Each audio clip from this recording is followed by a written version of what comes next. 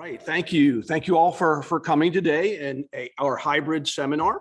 We have a full house here at the Swartz Center. For those of you that aren't here, you're missing a party. Len, one of his new ventures is smashed waffles, where he puts chocolate and bacon onto waffles, and they're so good, and everybody's having a good time eating them. So you missed. Thank you all for coming today. We started a program formally about 5-6 years ago called Entrepreneurship Through Acquisition. And it's not a new concept or idea. In fact, Carnegie Mellon graduates have been doing it for a long time. Not tech entrepreneurs, didn't have an idea to start a business, but really wanted to run something themselves. And so Entrepreneurship Through Acquisition comes forward in the form of a search fund or becoming a franchisee, being an entrepreneur, being your own boss, and having the resources in the community and the network to make that happen. Well, Len Caric, Chris Sinkar, and I looked at this a few years back and say, well, why don't we make this a formal academic program? And we've done that at the Tepper School MBA level. So you basically can major in entrepreneurship through acquisition when you get a Tepper MBA and be prepared the day that you graduate to go out into the world and start the process of buying a business. And we have many, many great examples of that happening over the last 5 or 6 years. And certainly we've had other examples over the last 20 or 30 years. Len is a 1994 graduate of Tepper. And I actually met him when I was working with Don Jones at my first startup. And Len showed up to talk to Don about being an entrepreneur. And Len says that Don said, don't start a company, buy a company. And he can tell that story. So Len and I have been colleagues since then, and really appreciate it. One story that I heard just recently, Len, I was talking to a business owner who owned a business, a ladder business, industrial ladder business in Blawnox. And we were talking about this program here at Carnegie Mellon. And he said, back in the 1990s, I had this young guy walk into my business and say, my name's Len Caric and I'm here to buy your business. And that was Mel Sullivan. Yeah. And Len has literally 25 plus years experience in doing this. And we're doing this seminar today to gauge interest if people who are in career transition in their life, like if you hate your job and you want to leave, COVID changed your circumstances, right? Whatever it is in your mid-career, you want to change and pursue this as an opportunity. We want to be that for you. So without further ado, I'd like to introduce my really great friend, Len Caric. And thank you, Len. Thanks, Dave. And thank you all for coming on a Saturday morning. At least the weather's sunny in Pittsburgh at this point, so that's a good thing. As Dave said, I've had a career in doing this, and it all started with Don Jones, who both Dave and I are students of and have a lot of great admiration for that. And I'll tell you a little story about that later. But with that, I'll get started on my background. And I give you my background only because I want you to understand who I am and who you're talking to. Because to me, this is not an academic exercise. This is real life. This is the stories are real. The people that come to the class and talk are doing this or are part of this type of a program. So that's why I give it to you. So, all right. So to get started, I have a BA in accounting from the University of Notre Dame. My accounting degree has served me very, very well. I was an accountant for 8 months. That was about all I could do. No offense to any accountants, but from there I started a business. I then went to, I was running a small business, which I'll talk about in a minute, and it was a true mom and pop. It was my wife and I running this business, and I thought there's got to be something more. And I had found out, or my wife found out, that Don Jones had just donated money to start the Don Jones Center for Entrepreneurship here at Tepper, and she said, you ought to go to this school. And I thought that was a great idea. So I came here and met Don. And so my career path has been, my mom and pop store was CH Sports, which was a sporting goods store in Latrobe, Pennsylvania. I helped my parents start a catering business. I then, while I was here at school, I was small part owner of a franchise called Voicetel. So I have franchising experience. And then I went to Tepper. And at Tepper, they had started this entrepreneurship program, and the entrepreneurship program that I was in said that I had to do a project. And I have no, remember, I have an undergraduate degree in accounting, so I have no creativity at all. I have no idea what the next great ideas are. I struggled at my sporting goods business because I just couldn't get on to the newest trends. I'm just not good at that. And so I didn't know what to do, and I panicked, but I knew Don Jones. I got a chance to meet him. So I went to Don and I said, Don, I don't know what to do. I have this class. It's a 2-mini class. I have to do a project. I have no ideas. And literally on the back of an envelope, that is the truth, in his conference room, he said, Len, it's very simple. He said, you go out, he said, Pittsburgh is full of businesses that are being run by people in their 60s and 70s. He said, find one that doesn't have a succession plan, buy the business, grow it, and sell it. And to me, that was like a gift. And I thought, wow, I said that I could do that. He says, yes, you can. So that was my project. And just as a side note, I took that to the professor, and the professor said to me, that's not entrepreneurship. And I said, well, do you know Don Jones? And he said, of course I know Don Jones. I said, well, it was his idea. So he said, I'm going to talk to Don. And the next day I got approval to do that as my project. And so to me, it wasn't just a project. It was like going to be my life. I forgot about dealing with the career center here. And I said, I got to start working on that. And I did while I was in school. And that's what we've duplicated now. So the business that I bought was McKnight Cylinder. It was a cylinder reconditioning business or refurbishing business that deals with propane cylinders. We bought that. I bought that business. I had investors. And then after 9 years, we sold it to a strategic. It was our largest customer. And I always tell people, if you could be, you're all going to be financial buyers, but if you could sell to a strategic, that's the best way to go. And when we sold the business, I ended up I had a very good relationship with the CEO. That's how we sold the business. And he asked me to come work for him. It was AmeriGas Propane, the largest propane company in the country. And he asked me to do acquisitions. And so in about a 3-year span, I did 17 acquisitions. So I have this background of being able to work on both sides, both buying and selling. But I have to tell you that while I was at AmeriGas, I used to say that the job was pretty easy. I mean, it was a corporate gig, and as my daughter used to say, flew around the country and took people out to lunch. But that's what you do when you're trying to buy businesses. So I started this little film company called American Arc Films. I've done 3 films that have been on public television. But then I needed more. So again, I went back out. I was always looking around, searching. I had a network now. And then in 2014, we bought Uncle Charlie's Sausage, which is a regional sausage company here in Pittsburgh. We exited from that last September of 20, and I started searching again. And I'm due to close on another business that we found a week from next Friday, December 17th. So it's going to be an exciting end of the year holiday season. It was funny, everybody got nervous, the accountants and the lawyers and everybody got nervous because they said, why are you closing 2 weeks before the end of the year? Why don't you wait to the end of the year? And then you don't have to do one tax, or don't have to do a 2-week tax return, all this mumbo jumbo. My opinion is do it as soon as possible. You don't know what can happen. I'm nervous. We got still 2 weeks to go. So, because as I tell everybody, a deal's not a deal till the money moves. When the owner says, yes, the money is in the bank, you know the deal's done. Because sometimes it doesn't work out that way. Okay.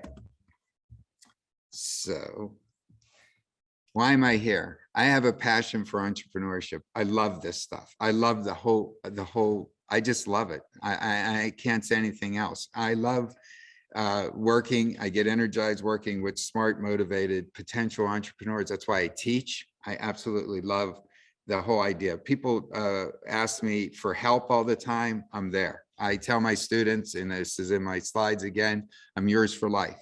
You take my class, and that includes all of you too. Once you know me and I introduce you to this, I feel I have an obligation to carry through and help you the whole way. And certainly the Swartz Center is here as my backup. It's because I really think that it's important to learn from people who have done things. You don't have to make the same mistakes, and you can fast track everything. So that's why I'm here today. I do have to do a pitch for the ETA program. Since we're here, Dave mentioned this earlier. I love it. It's exciting. We start with Entrepreneurship Alternatives, which is what you're basically going through today. It's an overview. I strongly encourage my students to get internships with people that are searching or search groups, which we'll talk about. I just got an email yesterday from a future student. He's a first year here at Tepper. He is getting an internship this next summer with a group that it sponsors searchers. Then we do have a class Chris Sincart teaches called franchising. So we're going to talk about franchising today as another alternative. And then I do entrepreneurship through acquisition, as well as entrepreneurship through acquisition workshop. And the goal there is that when the students get to doing their capstones, I turn them over to Dave, and Dave works with them so they could start their search fund or start their searching for businesses, and then they launch at graduation. I think our quickest student to do this, who I just talked to the other day, Jake, he's up in Seattle, Washington. He did this, he took these classes, he launched his search during his capstone, he graduated in May, and he bought a business in September. So I think that was the fastest, but he was dedicated. He didn't pay attention to the career center or anything like that and just moved forward. Okay, so what I want to do is convert you into real entrepreneurs. I want you to leave behind the finance, operation, and consulting world and leave behind working for someone else. Why? Because it's a really lot of fun. It becomes you. This is what I like about it. People say, they talk about careers and everything like this. This isn't a career. This is like you. It's what you are. Your business becomes you. You become the business. It's great. Okay, so the Tepper Successes, here's a list of students that came out of Tepper and that went on and bought companies. This is going back to, as Dave said, when we first started, and I was doing it all the way up to most recently in the past 4 or 5 years, we've gotten a lot of traction. Jake Cervella is the person I was talking about, who's up in Seattle, that did it by September. And in the meantime, we have some current students. Raphael Klein was one of my students. Austin's one of my students. They're searching right now. Ben Roderick, he's searching right now. He went to the career world and contacted me about a year ago and says, hey, I think I need to do this. And I've been working with him to help him where I can. So we've had successes. And one thing, if you're serious about this or you want to dabble or put your toes in the water, we have a Slack channel here at the Tepper Entrepreneur or Swartz Entrepreneurial Center. And if you can either take this QR code or there's the website and we can get this to people later. And this will put you on the Slack channel. And the great thing about this is just people talking. This is people talking about entrepreneurship. This is people talking about entrepreneurship through acquisition. It's just a great way of exchanging ideas and networking with one another from the Tepper School. And it's a great, I just like to read what's the conversations that are going on, because they're just great. And if anybody needs this later, let me know and we'll be happy to get it to you. Okay, so my goal is your goal. I would love somebody who attends today to either work with me or someday send me an email, call me up and say, I actually did it. I bought a business or I have a franchise and I'm moving on. So as I said, this is not an academic exercise. This is what we're doing.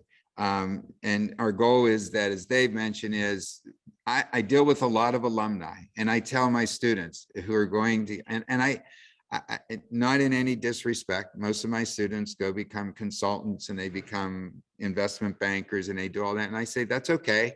I say, this isn't for everybody. I said, but some of you will call me after 3 or 5 years, and they do. And then I jump right back in and help them.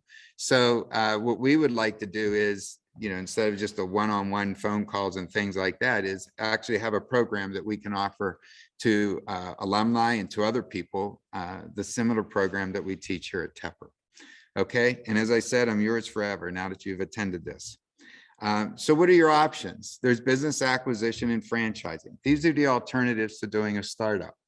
And you just have to think about which one appeals to you. We're going to cover some overview of both of these and hopefully give you some ideas. So you think about your background, you think about your skill sets, your likes, your dislikes, and then you launch.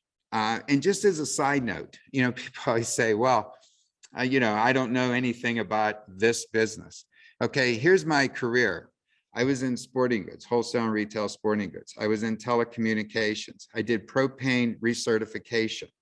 I was I briefly ran a brewery.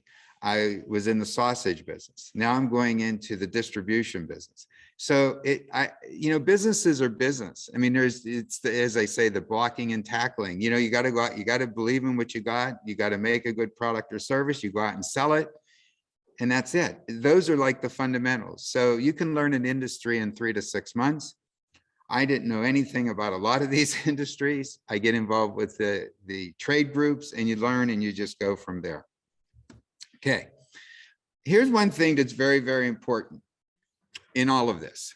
When you go, if you're going to decide to start or buy a franchise, or go out and search for a business and buy a business, whoever your significant other person is has to get it. It just makes it a lot easier. I have a great wife who all along just says, Len, whatever, and just goes along for the ride. She gets invested in things.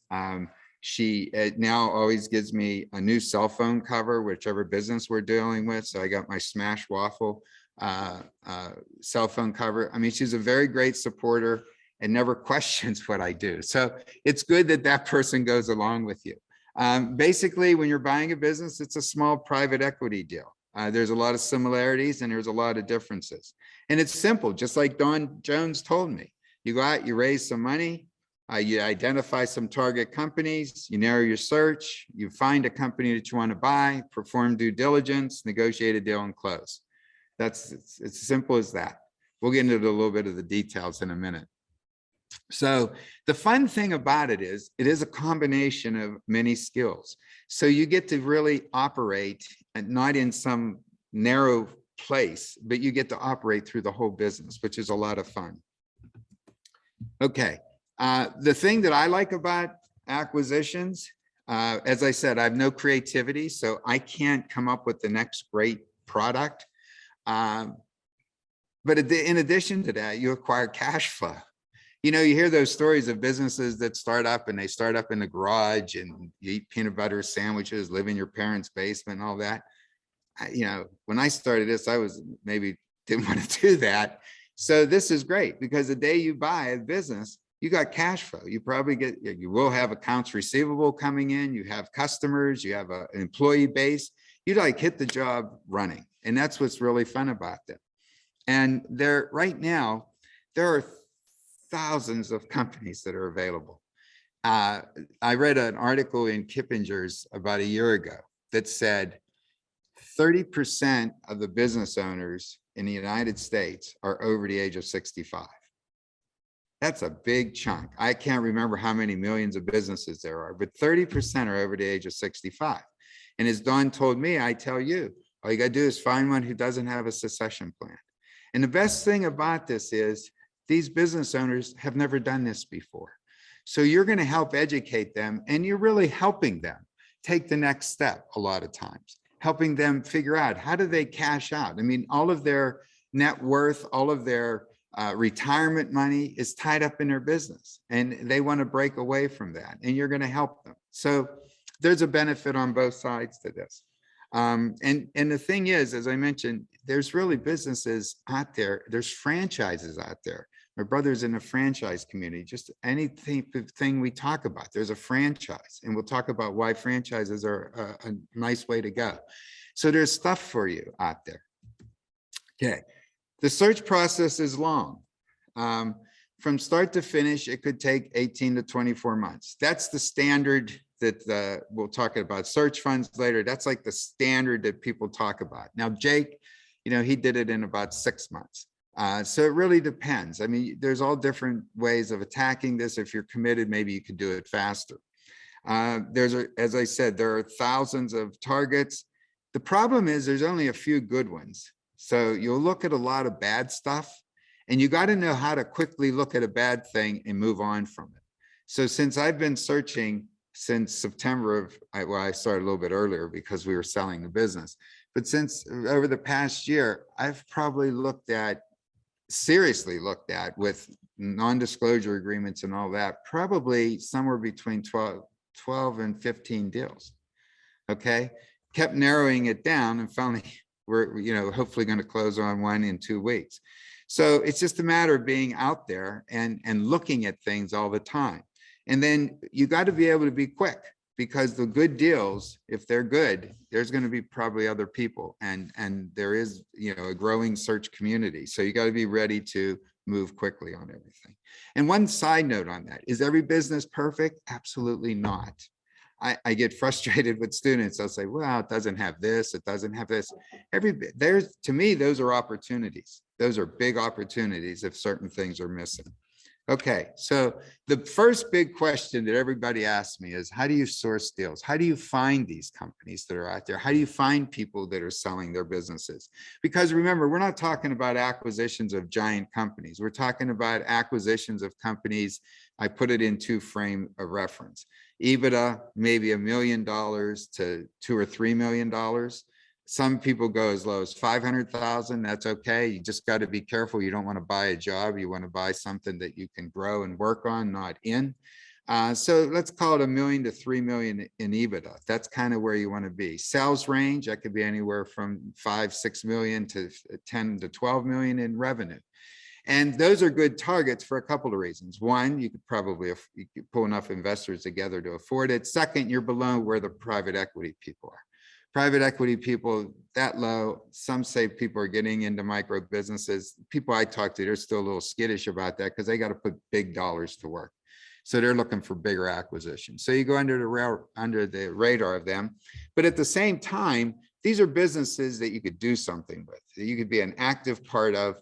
That, you know, 1 to 3 million in EBITDA, you got a management team in place. So again, you're not working in the business, you're working on the business, and you can go from there. But anyway, so how do you find these things?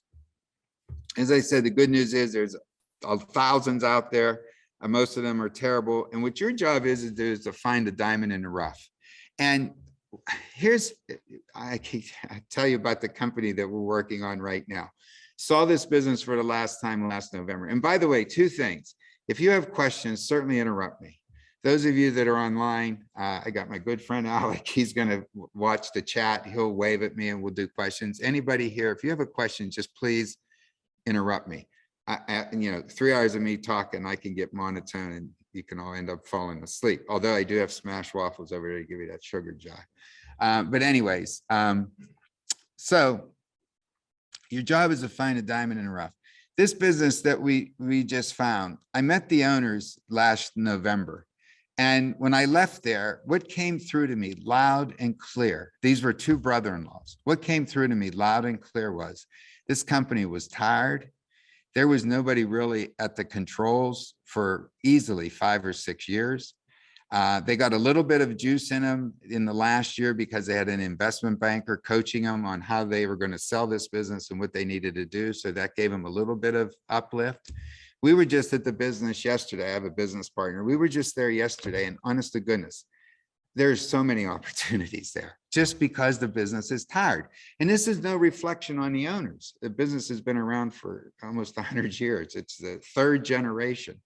It's just that people, they get to a certain point in their life and they, you know, they're ready to retire. That's perfect. They don't want to put investment in the business. They're taking X number of dollars out of the business and they say, well, we can invest in a new line. We could do this. I'd rather keep the money for myself. I mean, they're just at that stage of their life. And maybe someday I'll get there. I don't know. But anyways, it's funny. The owner that we're buying, I think we found out yesterday, he's about the same age as me. So I saw this opportunity in this tired business. When I bought McKnight Cylinder, the first business, what I saw there is I looked at the industry and I found out that they were they were going after the wrong customers and they weren't going after the right customers. And so you want to look for these little things, and you're all smart people, so you'll be able to see it. And sometimes it's so apparent, it's like smacked you in the face, like last November when I was with these guys. If you could find those kinds of companies, that's where you're doing really good. Okay, so the basics. Online web searches. So I did my search back in the mid 90s. of when, you know, here's what I had to do. I had to go down to the Pittsburgh, into the city, to the Carnegie Business Library. There was only one of them. And I had to get these Thomas registers out that were books. And you weren't allowed to photocopy the book. So I had to sit there and write down everybody's business name, contact information, president, and do this all at the library. Now you could just go online and do searches. You can put in all kinds, there's all kinds of websites for businesses for sale. The next one is networking. I tell my students, if there's two things you remember, and I'll tell you these two things from this seminar, is number one, networking works. Okay, it works all the way around. And the second thing is cash is the most important thing you can ever think about in running a business. But network, let everybody know what you're doing. Talk to personal friends in your life, professionals that you know, industries, anything that you could do to network is important. Why? Here you go. So I'm out there in the 90s looking for a business, going down to the Carnegie Library, Business Library, writing letters, calling people on the phone, doing all this stuff. I read an article in the Pittsburgh Business Times about this group over in a small Steel Valley Authority was helping business owners with succession, and went on to talk about all these industries that existed, and the steel industry was leaving, and there's all these good businesses, and people are old and they don't have succession, and they were helping them. So I called these people up, went in and met a person there, and he said, well, here, I'll give you 4 companies to call. Typical, I mean, and this, when you're going looking for companies, any of you that are in sales, this is it, it's a funnel. You start with this many prospects, and you just whittle yourself down till you find one. He gave me 4 companies. I sent letters to the 4 owners. 2 people didn't take my call. 3rd one took my call and said, yeah, it's nice, don't talk to me. The 4th one said, why don't you come on in and talk to me? And that happened to be Mel and Fred of the latter company that Dave just mentioned. Okay. So I went in and I met with Mel and Fred. I love these guys. And they said they just wanted too much money for their business. We're going to talk about the difference between a business seller and a business owner later on, because there's a lot of them kicking the tires as well as a lot of people who are out searching, kicking the tires. So Mel says, and Fred says, they just wanted too much money. They were silly. So I told him that. And I said, do you mind if I stop by? Stopped by a couple of times. One time I walked in, Fred said, here, you're looking for a business, call this guy. He had received an unsolicited letter from a broker that was selling a business. That business ended up being McKnight Cylinder. So I connected with this guy who pushed me to Fred and Mel. Fred and Mel didn't want it. We weren't going to do a deal, but I stayed in touch with them. I happened to walk in at the right time, got the letter, bought the business. So networking works. Uncle Charlie's, started searching again during that time. Person called me up, a friend of mine who knows I was looking for a business because I sold the business, said, hey, we hear Uncle Charlie's is for sale. Are you interested? Absolutely. That's, by the way, that's the other thing. When somebody says, are you interested? Absolutely. You never know what you're going to come across. And not only do you never know what you're going to come across, you never know what you're going to get led to. So you could go look at a business. It might not be for you, but that person might know somebody. And that, like Fred and Mel, they said, well, you can't buy us, but here, why don't you call this? So you got to do that. And finally, it's make your own deals. You target companies, as I did with going down to the business library, and you start contacting them individually, and you start asking and putting this out there with business owners, and you start talking to business owners. Okay, so back to the basics. Online, these are some websites that are out there both for businesses and franchises, and all you have to do is search, franchise for sale, and you'll get these websites, or businesses for sale, and you'll get these, plus you'll get a million more that'll help you. Okay. The good news about this is it's cheap and quick, and you can screen through a lot of deals. And here's the thing, you got to become a student of this. So you got to go online, you got to read about these businesses, you got to learn about what are you looking for, what are you not looking for. So it's ways to do that. You might find something that might be of interest to you. You might also find things that you have never considered. I didn't know that propane cylinders needed to be recertified. I grew up in suburban Pittsburgh. We had natural gas. And that was a whole new world to me, but I found it and that's what we bought. We have a question online. From Radka. While talking to people, how do you make sure your ideas are not leaked to competitors? Your ideas are not leaked to competitors. You mean your idea of searching? If you could give me a follow-up on that. Yes. So ideas of searching. Yeah. Okay. I won't worry about that. Here's the thing about that. There are so many people that want to be their own boss. They want to own their own business. 98% of them are never going to do anything. You know, they're tire kickers. They're the people that I see on the Parkway East in their car driving to work in the city in traffic, and they're thinking, boy, I just don't want to do this. I'm going to get my own business someday. I've met these people. They've talked to me. And, you know, my two brothers are very, very successful. They think I'm crazy. I mean, that's something my younger brother told me. He said, I'd never do what you do. So I don't think you have to worry about that. Just talk to people. Yes. Yeah. My name's Robert Dean, first year at Tepper Successes. What is your philosophy on maybe focusing on an industry? Process. Do you think you should be specific to like just a handful of industries, or should you just kind of cast a wide net and just funnel in just the best? There's two ways you can look at it. So the question for those of you that are online is, should you focus on an industry or you cast a wide net? You could do both. If you know an industry, you got industry contacts and you know that, then go ahead, work that. If you're looking at an industry, now from a geographical standpoint, you might have to look broader. But if you're my first search was geographical. So I became very industry agnostic. I mean, I didn't care. There were certain things I didn't want to be in, but then because I was only going to limit to, at that time, 100-mile radius of Pittsburgh, I had to be a little bit more open. So if I didn't want to pick an industry and there's one business in this area and I'm not going to be able to buy it, you know, so that's kind of the difference. Basically, I don't like to get too far ahead, but I have a slide here that just says, do it all. You know, you can focus on an industry, particularly if you know it and you have contacts. Okay. Yes. How about the size of the business? The size of before you start, do you need to think about the size of the business in a sense that, okay, I have this much money, 80% of that I'm okay to spend on the business, and 20% I need to put cash flow, or this is something that you have to stretch yourself all the way. So the question for those online is, what do you do about size of business based on how much money you have, et cetera? Do you mind holding that till we talk about financing? Okay, but don't let me not answer you. Yes. Since you acquire businesses from various different fields, how much domain knowledge one have on going for an acquisition?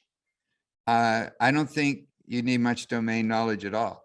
The only time you need a lot of knowledge is if it's something where the owner is, you know, code writing. I can't code write. Would I buy a software company? Absolutely.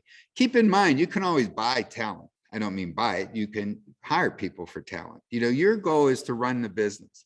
So when you're running the business, you're doing strategy, you're looking at everything, and you have managers and talent that you want underneath it. Again, that's why I said you want to be in that $1 million to $3 million EBITDA at a minimum, because you want to be able to afford people.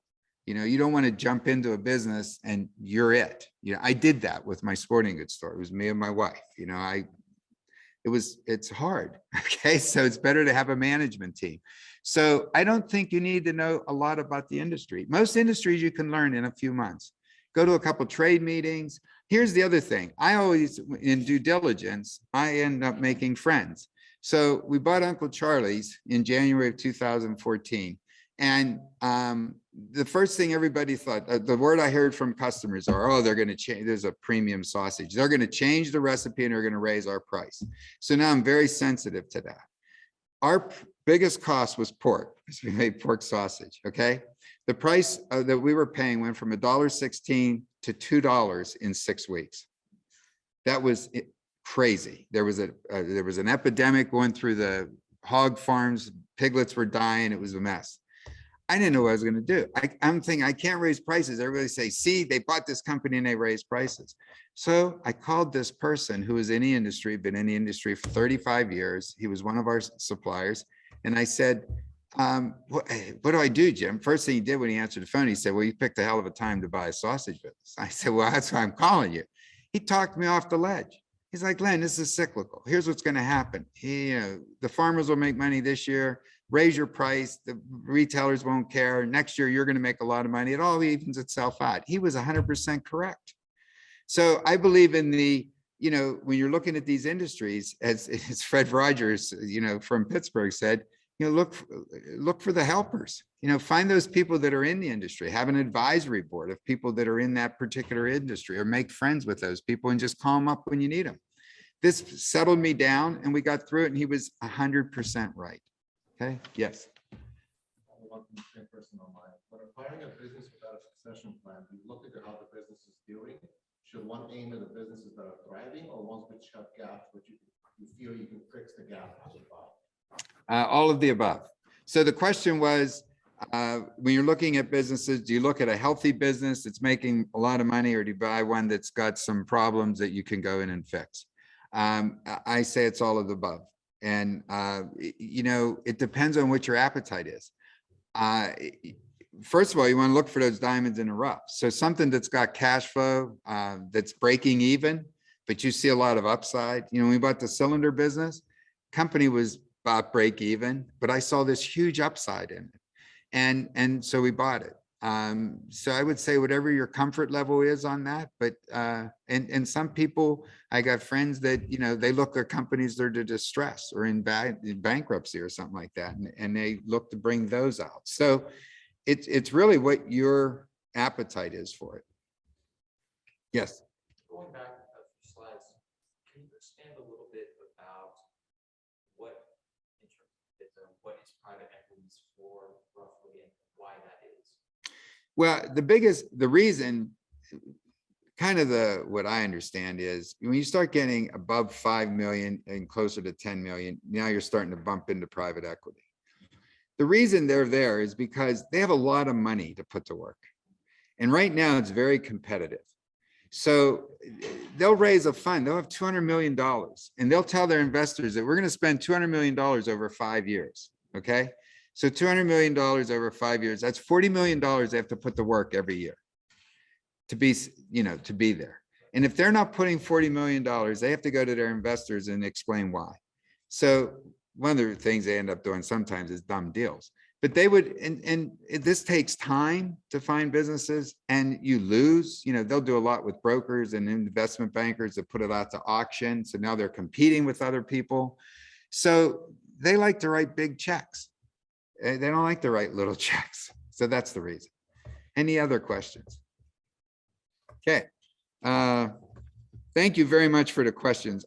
As you see, I got a lot of stories to tell. So if you ask questions, sometimes there's more in the stories than there are in these slides. Okay, trouble with online sources. Very high percentage of them are poor deals. I talked to a local broker who has an online thing. When I first started looking around, he sent me 2 or 3 businesses, and oh my gosh, they just weren't, there was nothing there. That's it. So that space is a little, it's very broad. You get to look at a lot of things. It's just, there's usually not too much there. The information is very limited and it's very biased. We'll talk about this with brokers and investment bankers. When you look at a business and they talk about, I've seen a couple of these businesses, the business I'm buying, the last 3 years, they've been at break even or a little bit above break even. This year's estimates, this is like, say it's March or April, they'll say, 2021 estimates, revenue and EBITDA goes up here, 22, it goes up here, 23, it's up, you get this giant, and I said this to a broker one time, he's like, I said, these people haven't been making money for 10 years. He said, oh yeah, but they've set everything up. I said, well, they had to keep the business. Look what they put all their work into. This is, they should ride this, not sell it to me. So the information's a little bit biased, and you got to be able to cut through that. I was talking to a Tepper alumni not too long ago, and he was telling me this very story. He said, well, the business is doing really good this year. It's on track to make X number of dollars. And he says, and next year they're thinking like, I'm like, well, just slow down. It's like, you just got to look at what's real. You know, everybody's going to try and sell this big thing. That these types of businesses generally grow pretty slow and steady. They're not like, you know, these high tech startups that blow it out and have these big revenue captures. So you just got to pay attention to that.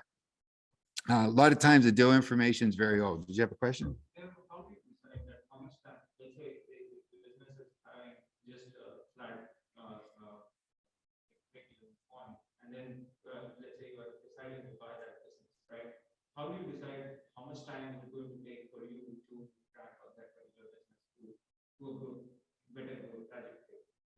Because if you were wanting to boost the speed, you would want to make as many deals as possible, and estimate the percentage of time that it is going to take to run so that it can grow. Okay, so the question is, if you find a business that's kind of break even, how much time is it going to take to ramp it up? You have to look at the business. You know, every business owner, they're all individuals. I mean, there's no rhyme or reason to it. So when you look at what are the opportunities, you have to gauge that yourself. And I would say get help, okay? Because, and we talk about this in the financing slides, is that, you know, your investors, your bank, they're usually good helpers that put guardrails around your estimated time. Or you could talk to people that are in the industry or people that have done this before, okay? So because you're going to be excited about buying a business, you're going to say, I'm going to do all these changes, okay? And you need somebody to temper that a little and say, look, you can't, you know, eat the elephant all in one bite. You know, you got to space it out and be realistic about that. And then you got to pay attention to things like, you know, all of a sudden COVID hits, you know, and it's like, it throws the whole world. One of our students that did an acquisition, like a few months before COVID, was telling me, you know, everything was looking bright, you know, and then this hits and everything died. So all of his, just talked to him not too long ago, he was in one of my classes talking, he said, everything he wanted to do in the first 12 months got shifted. He said, now, since last August, things have been, he's kind of getting back on track.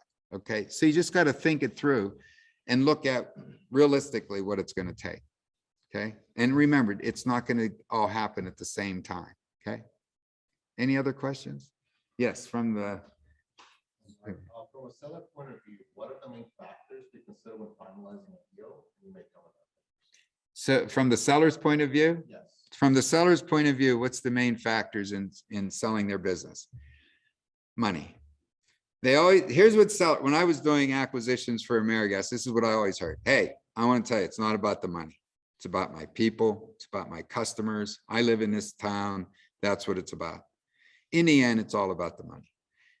I very rarely see somebody who doesn't want to maximize the amount of money they can get out of the business. Now, that all said, a lot of times, and this happened to us with Uncle Charlie's, you become a good target or you become a good acquirer. Here's why. You're going to run the business. You're the person. So when we were buying Uncle Charlie's, we were up against a strategic buyer. Supposedly, we were about paying the same amount of money. But what Charlie was concerned about was a strategic, that's somebody who's in the industry, could easily make that sausage somewhere else. So they could shut the plant down, move it to their plant, and just start selling it here locally. And he was concerned about that. So the best thing you want to do is talk to the owners. Just talk to them and say, you know, what is it, what's important to you? They'll tell you. They'll say, it's my people. It's, you know, the person we're dealing with right now. I talked to him yesterday. Again, he said, I'm going to be living in this community. I want you to be successful. I'll do whatever I can to help you. He also, when we were dealing with this, you know, they were shopping it because they like, if everybody wants to sell to a strategic, they generally pay more money, but they were concerned too about what would happen to the business. You know, it's been around for 90 some years and it would just, you know, go away. Yes. What experience have you had with integrating younger family members who aren't really ready to take over the business, but maybe could be groomed, maybe some of them were touchy, maybe some of them were actually viable candidates? Do you have experience with making yourself more attractive as an acquirer, sort of with the proposition that you might be able to help bring up some of the family members and keep them in business? Okay, the question for those of you online is, have I ever come across a business where there are younger family members that could be groomed to have better opportunities in the business, and how we've handled that? Is that okay? So that's what I'm working with right now.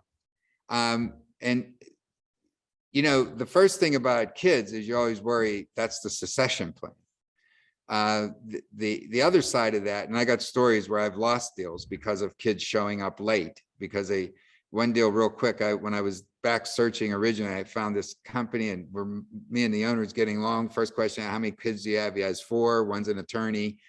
She's in Washington, DC, blah, blah, blah. And here's an accountant that worked for Arthur Anderson, which nobody, you're too young to remember Arthur Anderson.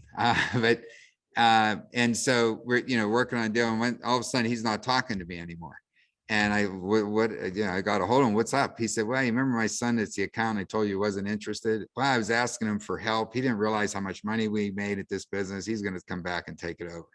So you got to watch for that being, and that happened to me. I heard that other story again from a propane guy. But anyways, to answer your question, I'm faced with that right now. There's 3 children and a son-in-law that are in this business.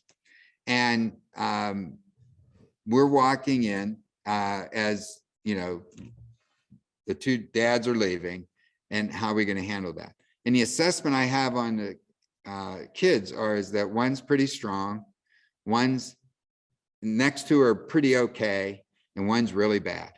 Okay. And so, I've agreed to keep them all for a year at least, and we got to figure out what to do with this one person. But there is one person there who I've met, talked to her. I think she has a lot of opportunity, and the idea is to help her get there, and move that up.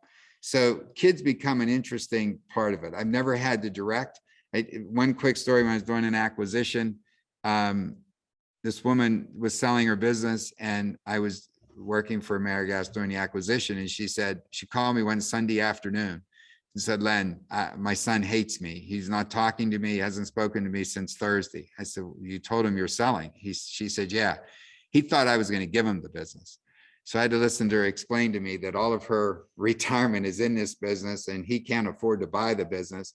And when we were going to buy it, he was going to be part of the employee. So we did have to work through that. It's a very delicate situation because the parents are gone. So I guess what I'd like to tell you is let's talk in about 6 months to a year, and I'll fill you back in on the story of these 4. Okay. Any other questions? Yes. Very high percentage of deals are full deals. My question is, what percentage of these people understand that it's a poor deal? In other words, how many of these people understand even rudimentary business valuation? How many times are you talking people out of these absurd valuations and trying to talk some sense into them? How often do you run into that? Often. Everybody thinks their business is worth a lot. Everybody golfs with somebody who just sold their business for a 12 multiple. It's crazy. What you have to do is you have to talk to them, be realistic, and then if they can't get there, you have to move on. So if I go back to my friends Mel and Fred, back when I was first looking for businesses, I said, this is how you determine the value of the business. It was how many partners there were. If it was Mel and Fred, there were 2 partners, they wanted $4 million. Why? They both wanted $2 million. Business wasn't worth $4 million. Told them that. They said, well, that's what we want. We became friends. Fortunately, I found a business that was for sale. You just have to move on. You'll run across that. We're going to talk real quickly in a little bit about brokers and investment bankers. They do help in that realm. They'll help tell somebody what the real valuation is. And sometimes, like the business that we're closing on in the next, hopefully 2 weeks, they had high expectations, and I gave them my best deal, and they said, oh, it's not enough money. And they went out and looked around. 3 months later, they came back and said, is the deal still valid? So sometimes you just got to do that. Give them a price, say, good luck. Let me know if I'm close. And then they call you in 6 months and say, all right, let's talk. Yeah. The banker just texted me, so he will be there on the 17th. Pardon me? The banker just texted me, he will be there on the 17th for money, but he takes the lawyers. Not to offend anybody, but let's not talk about attorneys. Okay, Dave, let's just stay there. The banker's going to be there. That's good. All right, so I'll control the attorneys. Okay, let's move on. Thank you very much for the question. So networking, real quick, you want to talk to friends, family, close colleagues, deal flow professionals, industry contacts, former people that you worked with. You know, if you're working somewhere, you probably maybe don't want the word out too much, but that's what you need to do is just talk to many people. Deal flow professionals are attorneys, accountants, investment advisors, financial planners, commercial lenders. These people know what's going on. They know who's ready to retire. You know, people are, business owners are talking to their accountants, or talking to their attorneys, they're getting their estate set up. Business brokers and investment bankers, contact them, get on their list, and they'll send you stuff. Okay, because they don't make money until they sell the business. So they'll throw stuff out to you. Industry experts, whether that's, if you're going to look specifically in an industry, get to know some of the executives, go to trade shows. We had a searcher a couple years ago that went to all the trade shows and ended up finding a business there. So that's a very good way of doing it. And buy-side advisors, there are business brokers that will work for you. You have to pay them. You might have to pay them a contingency fee to get them started. If they find a business for you to buy, instead of the seller paying them, you have to pay. So there are those people that work for you. Okay. Advantage of network searching, you might find some hidden deals. You know, you might find that deal. Here's the thing, when owners are thinking about selling, they don't want to tell anybody. It's like, it's a crazy. They don't want to tell anybody because they're afraid their employees are going to find out or their customers are going to find out. They're more afraid of that than anything. Okay, so they don't know what to do. They don't even sometimes want to talk to a business broker because, you know, business brokers, they'll just send it out to the entire world and they don't understand. You work under a non-disclosure agreement, a confidentiality agreement, or something like that. So you could end up finding a better deal. And if you're the only one negotiating, you can sometimes get a better deal, better terms. You may also identify some partners, people that could be an operating partner. So you find a business now that you don't know how to run, or you don't have a certain skill set. Maybe you find somebody you can bring in. And also it could become somebody who's capital sources. Okay. So I met my business partner, my biggest investor for McKnight Cylinder, who's still my business partner today. I was, you know, I had this little telecommunication company and I called him up to see if he was interested, and he already had the product. So I said, I left him a voicemail and I said, well, you probably don't need my product. I was selling voicemail as a service. I said, since I'm leaving your voicemail, he called me the next day, which I was surprised. And he said, well, I'm sorry I didn't get to talk to you sooner. We talked a little bit about this little franchise business I was running. And he said to me, hey, if you're ever looking for money to grow your business or buy another business, let me know. So a couple of years later, I called him up and said, I found a business. You want to go? Sure. And, you know, wasn't that one, but the next one we ended up buying. So you never know what you're going to find out there. Problem with networking, there's a lot of people dabbling at this. This is the tire kickers. These are the people that are driving to work every day and they're saying, I don't want to do this. These are the 98% of the world that don't want to do this, which is all good for us, because the only problem they cause us is this early on thing where they're out there kicking tires. And sometimes when you're trying to network with people, it's hard to break into the inner circle. You know, it's hard to pick up the phone, call some estate attorney and say, hey, I'm looking to buy a business, you know, and they say, well, yeah, and who the heck are you? And everybody else says too, click. So, I mean, you got to start to network your way into these kind of functions or into these types of places. And it's very time consuming. It's phone calls, it's lunches, it's meetings, it's endless cups of coffee, but it all, to me, it works. You start talking to people, don't be a pain in the neck, but maybe every 4 to 6 months, you get together and see what's going on. Then there's making your own deal. This is where you come up with what they call the thesis. That's the new technical term for it. This is where you look at what businesses are you interested in. So if you're into industry specific, that's fine. If you're doing a geographical search, you know, whatever it is that you want to put into what would get you excited. This area, or right now, Austin, he's searching, he's got like identified cities, you know, and identified states he wants to be in. So he's casting a little bit bigger net. He wants to say something in technology. So he's kind of got this thesis that he's working around. So that's what you want to come up with. And then you start contacting the owners directly. You send them a letter. A lot of searchers now, they go right for it. They do an email blast, and they say, hey, I'm looking to buy a business. I'm getting out of business school. I used to use a very soft approach, which was I would send a letter back in those days, and I would say, hey, I'm looking to buy a business, and I'm looking to network with successful business owners like you that maybe know somebody that's selling. That's the old, that's how those headhunters work. They call you up and they say, hey, I'm looking for somebody. Do you know anybody who might be interested in a CFO job? And you say, oh, maybe I am. This was the same approach, is to contact these business owners and just say, I'm looking to network with people. And truly, that's what I was looking for. Not everybody's for sale, but they might know somebody who's for sale. And that's what you just want to build this network on. Okay, so how do you do this? There's sites that you can gather business data. Here at Carnegie Mellon, I have a great friend over at the library. He set up a website for me that my students can go into these three and put in things like geographical, size, all these certain criteria, and it'll kick out, a couple thousand types of businesses. And then you can work off of that. So we got a question. What kind of changes trickles down a business once it is a year? How do employees and customers react to these changes? So the question is, how do customers and employees react to the new owner?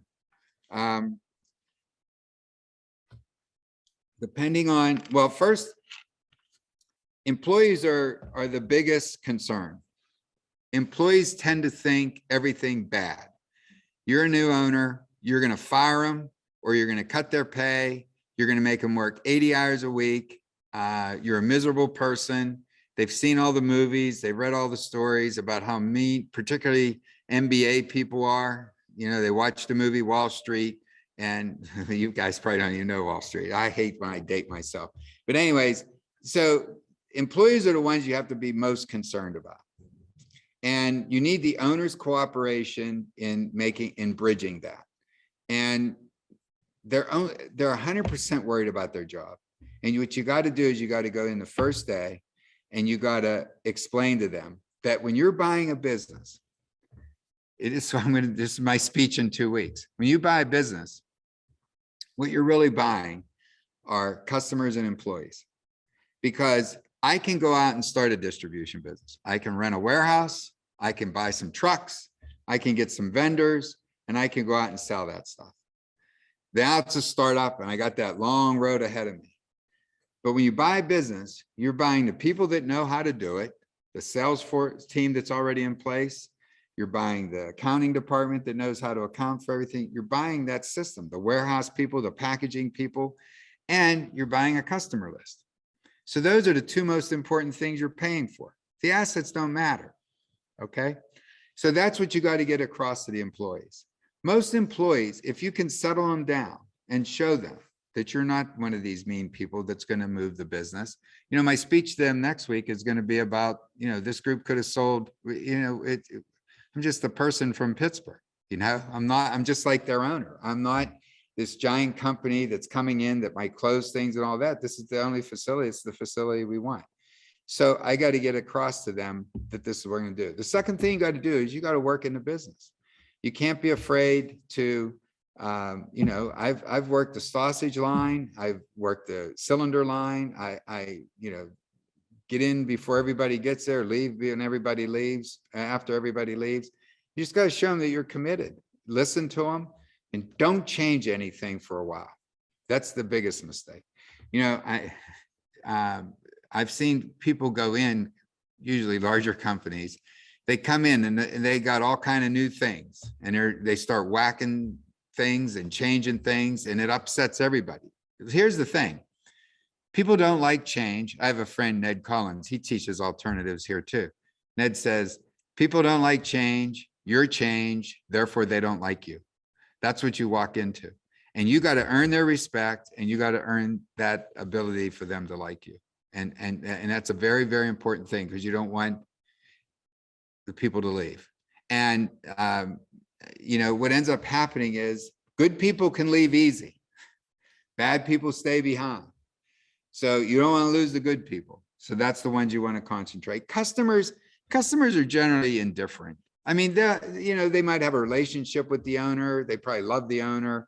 You just got to replace that. You have the owner take you, we're going to do this. Have the owner take you and meet the customers so that you have an opportunity to get to know them. If you're in a company that's a little bit larger and you have a vice president of sales or a sales manager, generally the customers are okay. Sales manager's still there. They don't worry too much. So you could get through it. Okay. Yes. Sorry. No, it's good. Before you read this sourcing, as an investor for startup company versus buying established business, each of them has its own pros and cons. What is your experience? Well, I think there's two different pieces. I think there's investors who like this approach of buying established businesses. And then there's people who like to work with Dave and invest in things. And I don't know, the ones that I know that like to invest in companies that are for sale, they always talk about, they'll dabble with the startups. I don't see too many to get real excited and jump in. So I think it's just it's truly two different pieces. Okay, Dave, would you agree? Yeah, 2 different segments, 2 different roles. But we built an angel investment capability for startups here, 99 partners. We're looking to build a parallel network of people to invest in this cash flow. Yeah. Have you ever seen somebody make a comparison, like financially, and their returns? Oh yeah, return wise, you can look at the returns on aggregate. Yeah, it's a risk reward. Yeah, it's risk reward. In the long term, riskier investments like startups return higher in the aggregate, right? There's a lot more failure. These kinds of businesses have a lot less failure, but their growth is not as dramatic. And long-term value is based on growth and EBITDA. So Right. It's just a risk reward difference. Yeah. So for those of you on Zoom, we had a discussion about the two different types of investors, the investors that invest in startups and the investors that invest in acquisition. And we agree that they're two different worlds. Okay. And it's all based on risk and reward. If you invest in startups, you know that you're going to invest in 10 companies. 5 are going to go bust. 3 are going to break even. And hopefully 1 or 2 take off and you make a lot of money. In this world, these companies that are established, they've been around, they generally don't go away. They just kind of move on and hopefully grow some. I mean, that's what you're there for. So the return's not as high, but the risk is a lot lower. Okay. Okay. So the advantage to do it yourself, you could customize your search. You'll be surprised the number of people that will be willing to talk to you, business owners, because if you get the right business owner in that older age, they're interested, they'll talk to you. There are tire kickers on that side too. Better opportunities to negotiate good deals, and there's less rush in the process. If you're dealing one-on-one with an owner, you can go at both your own pace. If you're dealing with a broker or an investment banker, they're trying to move the deal because that's how they get paid. Okay. So here are the problems. You must screen out the tire kickers. Not every seller is really ready to sell. Okay. They just are curious. They're curious as like, they've never done this before. They're thinking about it. So they're just curious to meet somebody who might do this. They ask you questions like, why are you doing this? Do you have enough money? It's like simple questions. And you want to find out if the seller is emotionally and financially ready to let go. Some sellers are not emotionally ready to let go. And that's a whole nother class on just talking about holding the hand of a seller from the time, I mean, this business that we're buying, it's been around for 97 years. This owner, one of the owners' grandfather started it. There's a lot of emotion going on right now. He has kids in the business. I mean, this is like, it's a painful situation. It's holding hand type of thing. And you'll find that the information is not reliable very often because the sellers, they're not good at pulling things together. A lot of times you'll find out when you're talking to these people, the deal is either too big or too small for you as well. So what's the right answer? Do it all. Use all the sourcing methods you can. This is, again, it's like a sales funnel. You want to be looking at hundreds of businesses, maybe thousands of businesses, and just narrowing it down and just keep narrowing it down until you get down to that one that says yes. and you get the deal done. Remember, it's not a deal till the money moves. Let's see. All right. So let me talk a little bit about search funds. So search funds became very popular in the 21st century. You know, Don Jones, when he talked to me, this was back in the mid 90s, and it really wasn't, it was a thing, but it really wasn't, there wasn't much going on about it. So Stanford, there were some people out of Stanford, some people out of Harvard Business School that started to come up with this idea of a search fund. So what a search fund is this is where you go out and raise money to go out and search. So when I did it, when I first started, I was working. I had a wife, I had a new baby. And so I couldn't just quit my job and go search. I didn't know about search funds. This is where you go out and you pitch to investors to give you money to do a 2-year search. So you'll have a salary. It's not going to be a giant salary, but a decent salary. You have expense money, so you can go out and visit people. You have sometimes you work out of an office. You get maybe some interns, some undergrads or business students to help you. And you work on this for 24 months. And you keep so you build a budget of what it's going to cost you. Maybe it's going to cost you $300,000 or $400,000 to raise or to live for the next 2 years and look for a business. You go out and talk to investors. You take that $400,000, you carve it up into, say, chunks of 40. So now you're looking for 10 investors to each buy 1 unit of $40,000. And they give you that money with the hopes that you'll find something. Now, what do they get out of it? They get the opportunity to invest in a company you find. They also generally get some sort of preferable treatment. So if they gave you $40,000, then that $40,000 is worth $60,000 on the investment. So there's all things around that. So this is a way to go about doing a search. Second to that, there is now sprout out these things in the last 5 or 6 years called search fund accelerators. This is the people that have taken the search fund concept and have, for lack of a better word, corporatized. I don't even know if that's a word. They've corporatized. Thanks, Dave. They corporatized it. So what they do is they go out and raise a bunch of money. There's I have some friends in Chicago, Next Gen, that we have somebody here who's going to intern with them. Next Gen just went out recently, raised $100 million, and they have an office in Chicago, and they recruit for 4 to 6 searchers every year from top business schools. They recruit here at Tepper, and they bring them in, give them an office, give them support with some interns, give them all the tools to go out and search. And so it's like basically getting a job to search. They pay you a salary, give you benefits, all of that stuff. You go out and search. They already have the funding ready to invest for you. So you don't have to go raise money to invest or to buy the company. So it's a nice way to go. So those are kind of like the 3 different stages. It's important to note that you're not the controlling owner as the CEO, right? Correct. You have to earn your way up to a significant.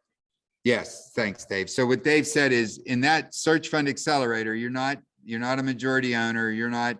The good side is if you don't have a lot of money, this is a way to go out and search. You generally find a deal. The search fund model is kind of, you earn just from finding a deal between about 8%. If you're there and run the company over a certain period of time, like 5 years, you earn another 8%. And if you hit certain goals, whether that's cash flow, exit, whatever, you can earn another 8%. So in total, you can earn up to about 25%. On the good side, you didn't put any money in, okay? The downside is there's a little bit more control here, okay? They're gonna maybe not like companies that you find. You know, you might find a company, you're excited about it, and they might say, we don't like that. Okay, now you gotta go keep searching. Whereas if you're on your own, you find a company, you're excited about it, you raise the money, buy it, you're in charge, and you have a lot more flexibility. So there's good and bads to every one of these. There's no doubt about it. Okay, let's talk about brokers and bankers. These are people that have companies that are for sale. Okay, working with brokers and bankers. Most businesses that are for sale generally have a professional advisor. Why? Because the owners don't know how to do this. They have no clue as to how to do this. So they're talking to their attorney or they're talking to their accountant saying, yeah, I'd like to sell this business. I don't know how to sell it. I don't have any kids that want it. I don't know what to do. They'll say, hey, I know an investment banker. They'll do the work for you. They'll put it out there and sell it for you. The larger the deal, the more professionally they're represented, because the really good brokers and the really good investment bankers, you know, they get a % of the sale. So they don't want to mess around with little businesses, and they don't want to mess around with businesses that aren't going to sell for a lot. So you end up, there are still people that'll sell those businesses. They're online, biz, buy, sell, and all that. They're just churning businesses. So they're not putting the attention to it as much as the bigger deals. They do make the process very much easier for everyone. Here's the two things you're going to run into if you contact a business owner that you're going to have a lot of patience with. One, we talked about it earlier, valuation. Okay. They're just, they think it's, you know, it's their baby, it's their right arm, it's worth way more. They, you know, their golfing buddy told them they sold for X, blah, blah, blah. So convincing them what the true market value is hard. The second thing is getting information. Okay. Business owners are not set up. When you deal with a broker or an investment banker, they know what you want. They know you want financial statements, tax returns, corporate legal documents. They know, they have a laundry list, and they say to the owner, you have to give me all this stuff for me to go out and market the business. And the owner says, what are you, nuts? This will take years. And it doesn't necessarily take years, but it takes a long time. So, but they flush that all out for you, as opposed to you meet the owner, nice to meet you, here's the information I would like, and they look at you like you're crazy. Or you ask them for something. You say, I'd like to see your tax return. Why you need to see my tax returns? I told you how much money I make. Don't you believe me? It just kind of goes off the rails a little bit. These people organize it a little bit better. The second thing they're good with is due diligence, because once you're ready to buy the business, you get a letter of intent out. Now it's just you, and you're going to have a lot of questions. In my 3 classes, I spend 1 class talking about due diligence. That's how important it is. You have to do due diligence. You have to know everything you possibly can about the business, and you're still not going to know everything. But you're going to ask a lot of questions, because as I tell everybody, you should think about the 5 to 10 things that'll wreck the deal for you. What are the 5 things that if you get the wrong answer, the deal's off? And that's the highlight of your due diligence. So now you're asking the owner for this information, and the owner is losing their mind. They think you don't believe them. You can always blame your investors and your banker, or my banker's on the phone, but you tell them they want to know. So anyways, they really do help the process. Okay.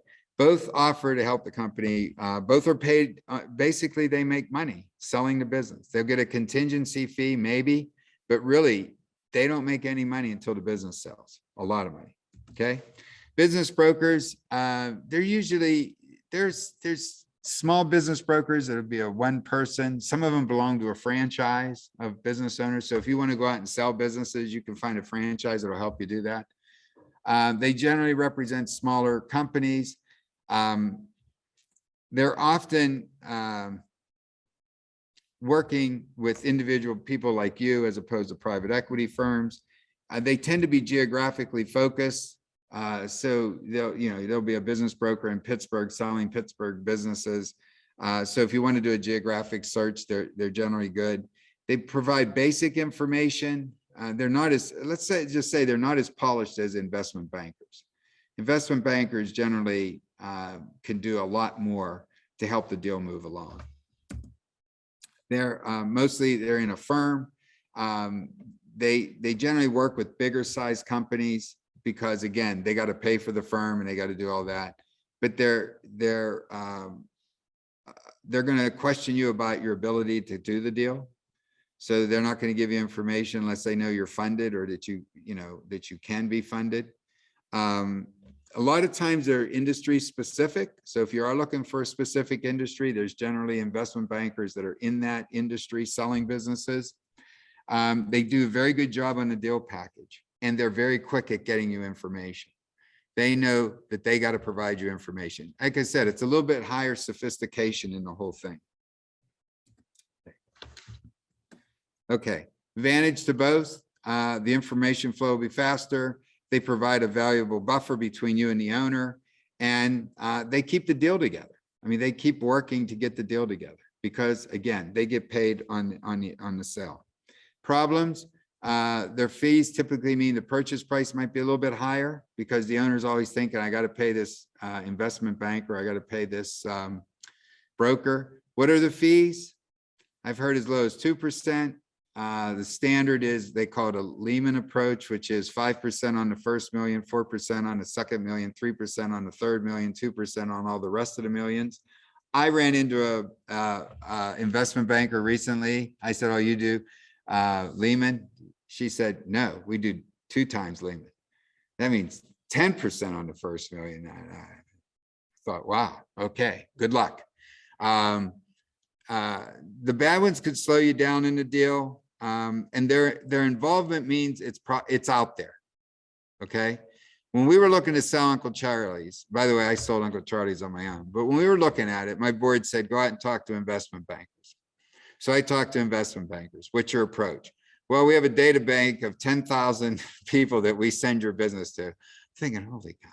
So, you know, it's going to be broadcast to everybody. There's going to be a lot of interest. And for me, as the CEO at the time, I'm thinking, oh, for goodness sakes, I'm going to have to deal with every tire kicker from, you know, take 10,000, I don't know, 10% of that, 1%. That's 100 different companies that I got to talk to, for goodness sakes.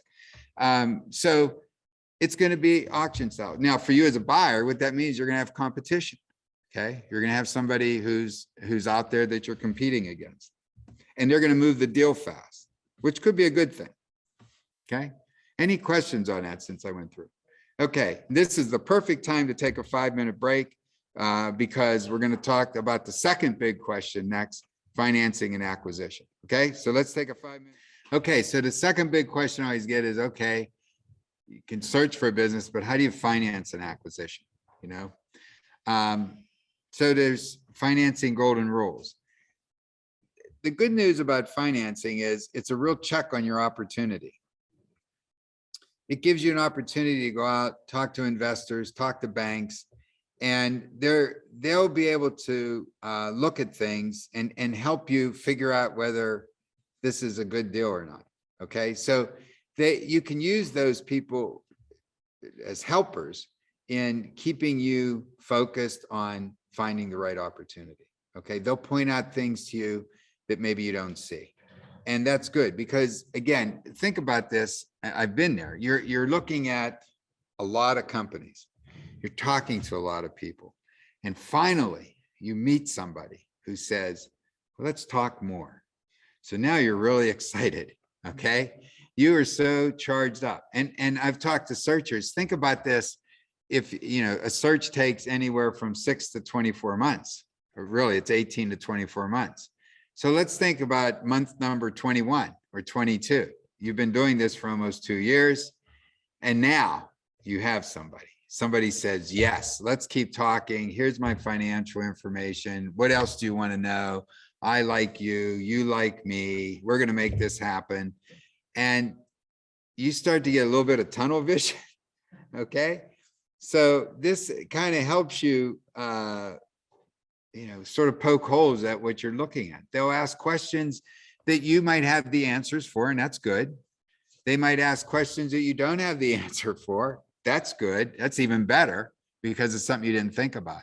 But it really gives you an opportunity to flesh the deal out. Whoops, I think I jumped on. Okay. So in financing a deal, there's really 4 sources of equity. The first is your personal equity. So it's a lot of students coming out of Tepper don't have personal equity. Actually, they have negative equity because they're here. But I tell them, oh, there's not a better investment that I've ever made than my education here. And I could give you a long list of why. Meeting Don Jones, I think that was the biggest. That was worth whatever I spent.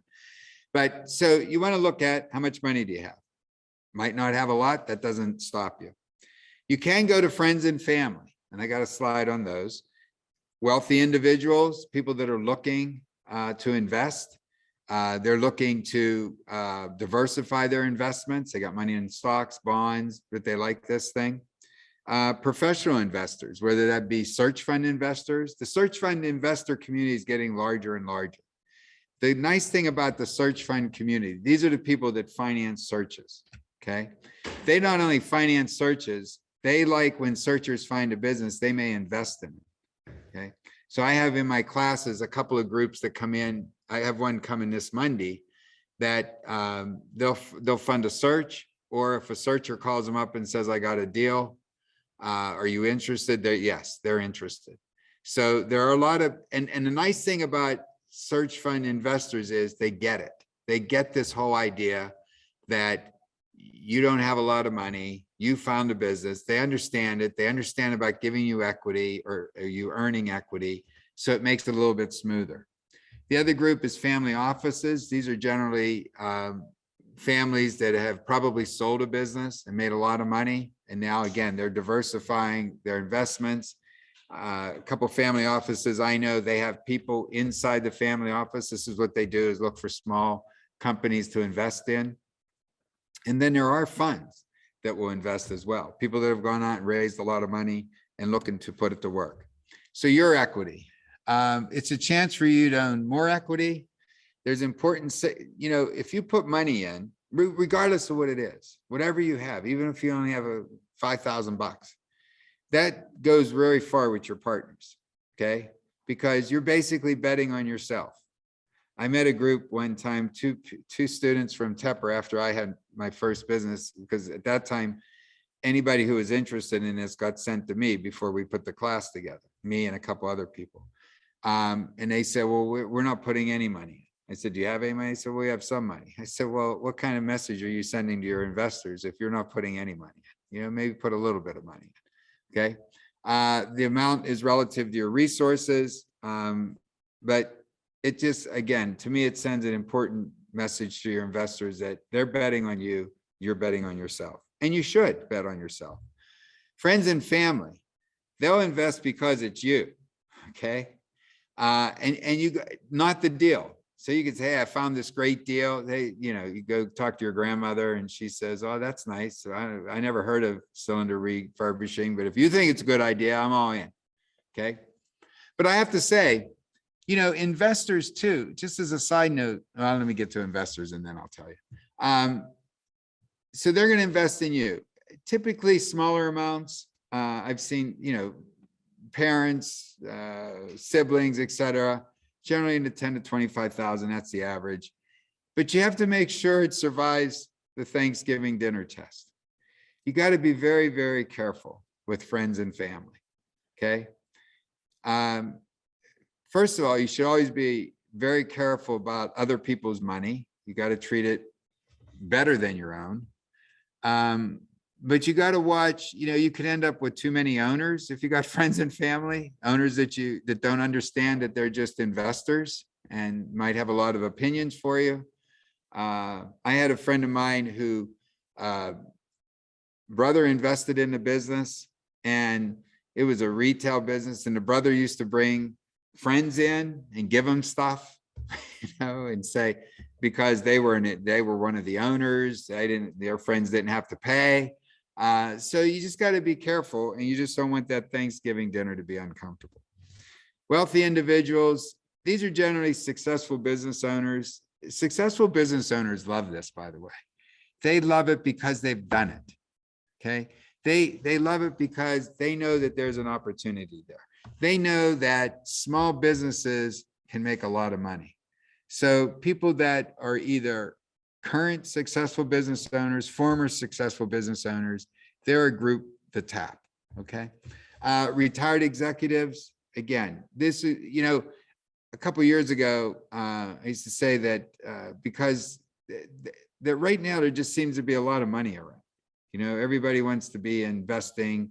You could get retired executives. You could get 4 dentists that play golf every Wednesday afternoon, and they decide they want to raise money between the 4 of them, and they're going to go out and invest in businesses.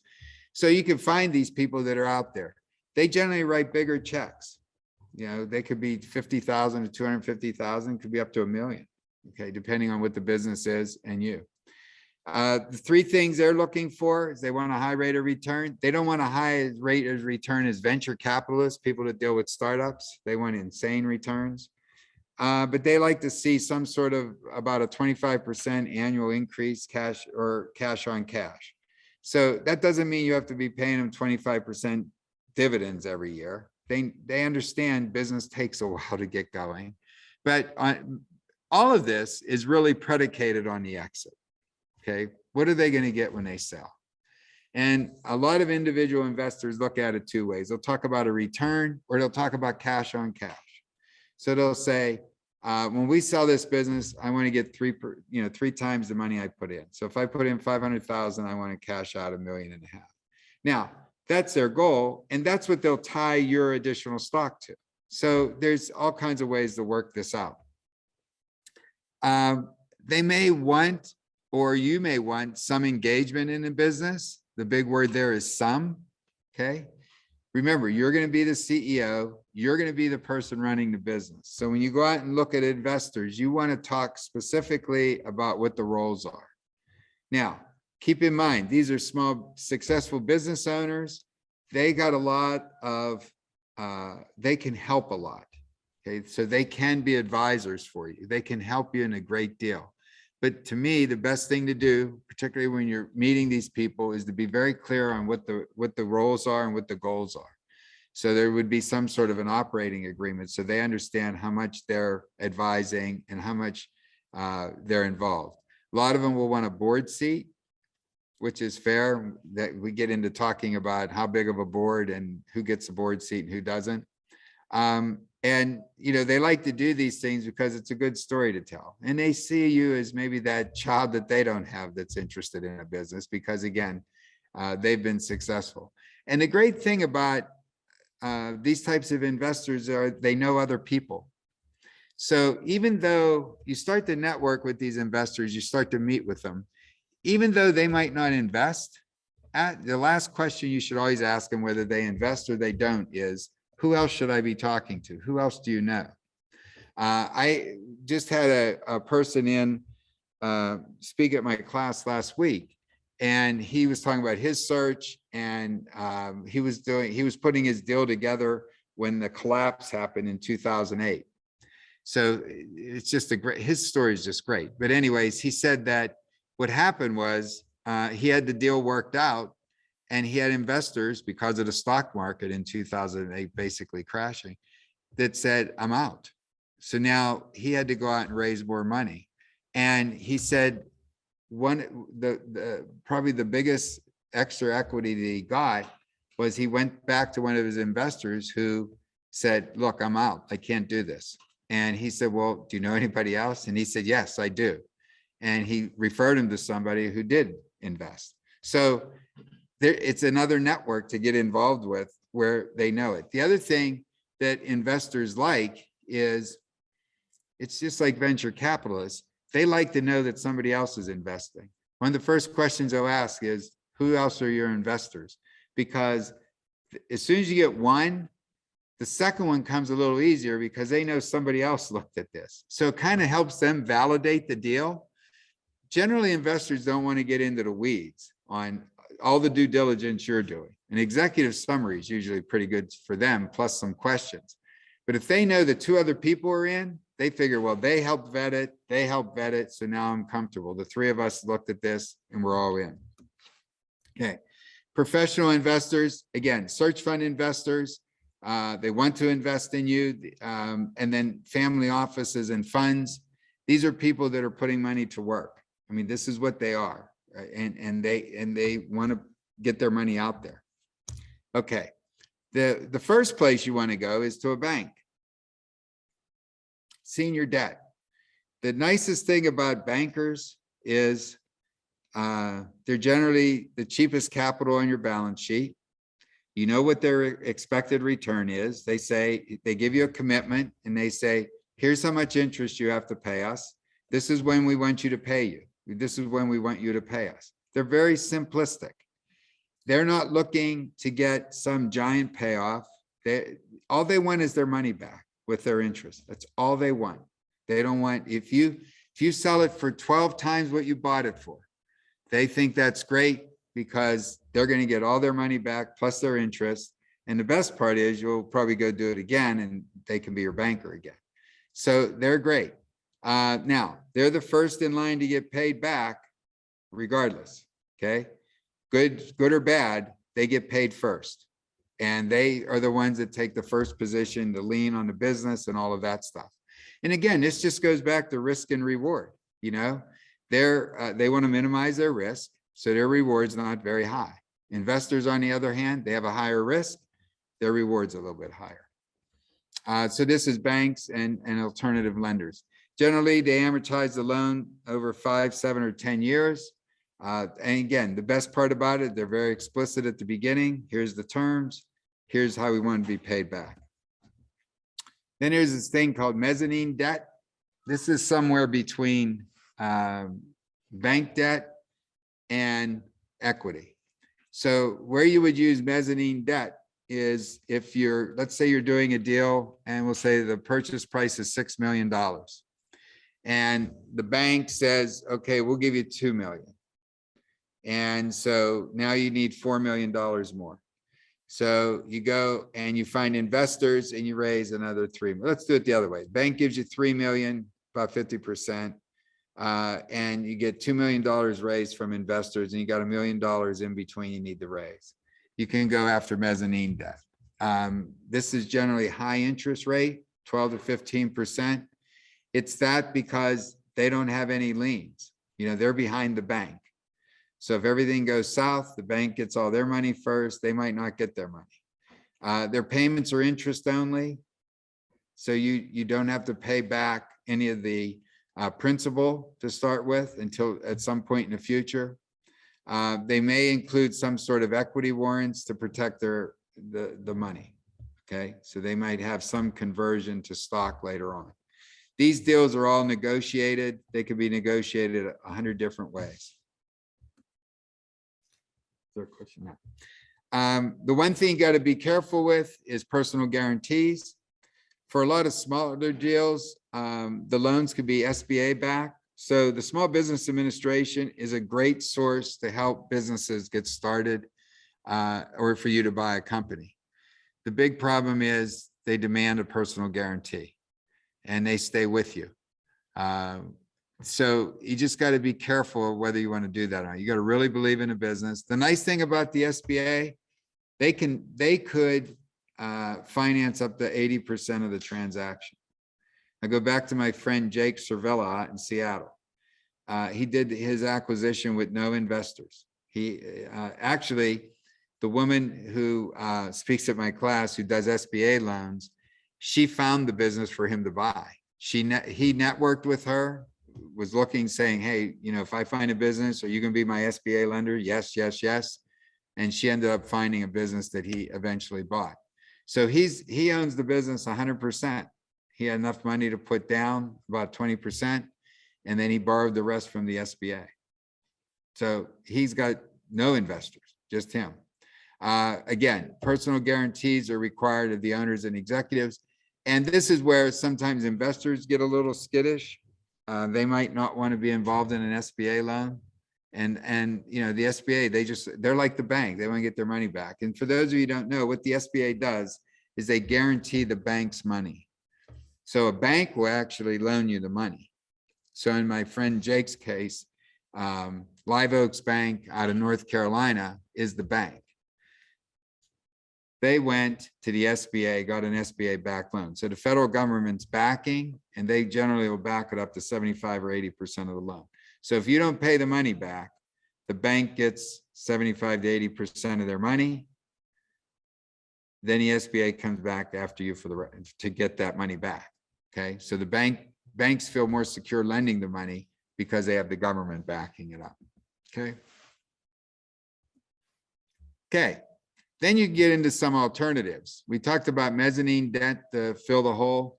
The other thing you could deal with is seller subordinated note. So you may ask the seller to provide some of the financing. Now, some sellers don't want to do this. Some sellers want to do it because it can defer some of the income they're going to get in their taxes. And sometimes sellers have to. So the have to could be, a lot of times the SBA will require the seller to have a loan. And again, it's protecting, it's like another check on the business. If the seller is selling you the business and they're willing to carry a note, they believe in the business, and so therefore everybody gets a little bit calmer because the seller is willing to put part of it into a note. Okay. Again, this could fill the gap instead of mezzanine financing. So the nice thing about it is the interest rate's not as high as mezzanine financing. It's not as low as bank debt. It's somewhere in between, and it's all negotiated. Okay. These notes are generally subordinated to everything. So if a seller does a note, of course, the bank's number one. If you do have mezzanine financing, they were probably number two. The seller is going to be last, but the seller is still before you and your investors. Okay, in the pecking order. Everything about it is negotiable. There is no, this is how you do it. Again, roughly the interest rate's going to be between mezzanine. So, today it's probably about 6 to 7%. Banks are lower, a little bit lower than that. How you pay them back, you might say, I'm going to pay you no principal and I'll have a balloon payment in 5 years when we recapitalize this business, or in 3 years. You could have a principal payment. There's all kinds of different ways, whatever it is that can be negotiated. Okay. The other thing you could do, yes, you have a question? So, I mean, this part, why would the interest rate be, if the seller is 30% why would the interest rate be? So mezzanine financing is just very, very expensive. Okay. It's a professional group. They have funding. It's just high. Bank financing is the lowest. So you have to encourage the owner to do this. You have to be above what they could get, going out, just doing other investments. So generally, if you invest right, they always say you can get 4 to 6% back on your money in the stock market and the bond market. So you got to be above of that to just give them a little bit more, because it is a riskier investment. But it depends on the owner. The owner might say, I want 10%. It's just, again, it's just a negotiating thing. I'm just giving you what kind of the averages are out there that float around. Okay. No other questions? Okay. So, seller earnout. A seller earnout can be used when, you remember when I was talking about, they talk about that growth curve, and they say, oh, we got this new production line in, our sales are going to go up 25%. You're going to love this business. It's going to make way more than I ever did. You could say to them, okay, then we're going to do a seller earnout on this. I'll pay you for the business today what it's been doing. Okay. If all of these things happen that you tell me are going to happen, I'll pay you more later. So that gives that seller kind of skin in the game in whether their predictions or their forecasts are correct in everything. Okay. Of course, seller, it's a little less desirable for a seller than a note, because the note says what it is. It's like a bank note. So, but it does transfer significant risk back to the seller. It's kind of put your money where your mouth is type of things. So the payments become contingent on future performance. That could be sales growth, that could be cash flow, or that can be even customer or employee retention. So if a customer is 25% of the business, and there's a lot of talk about customer concentration. You got to be careful about customer concentration, because if that customer walks away, you can lose a lot of business. So let's say the customer concentration is 25% of the business. If that customer goes away and you do a model that shows that, all of a sudden you're going to be losing a lot of money as opposed to making money, then you might say to the seller, okay, I have to have some sort of protection that this customer is going to be retained over the next 1, 2, 3 years or something like that. So that what you're paying them for is real. Okay. So that's one way to do it. Other financing options. We used a lot of these when I was doing acquisitions for AmeriGas. Employment agreement, non-compete agreement, and the big one is rent on real estate owned. So the first one is you could do an employment agreement with the seller. So you could say to the seller, we're going to hire you at X number of dollars. It's more of a consulting agreement. And really, you want the seller gone as soon as possible. Okay. When friends of mine say that they've just contracted the seller to stick around for a year, I think they're crazy. When they say 6 months, I think they're not quite as crazy, but crazy. The deal we're working on now, I'll tell you exactly what the structure is. The current owner is going to stay for 30 days on his salary.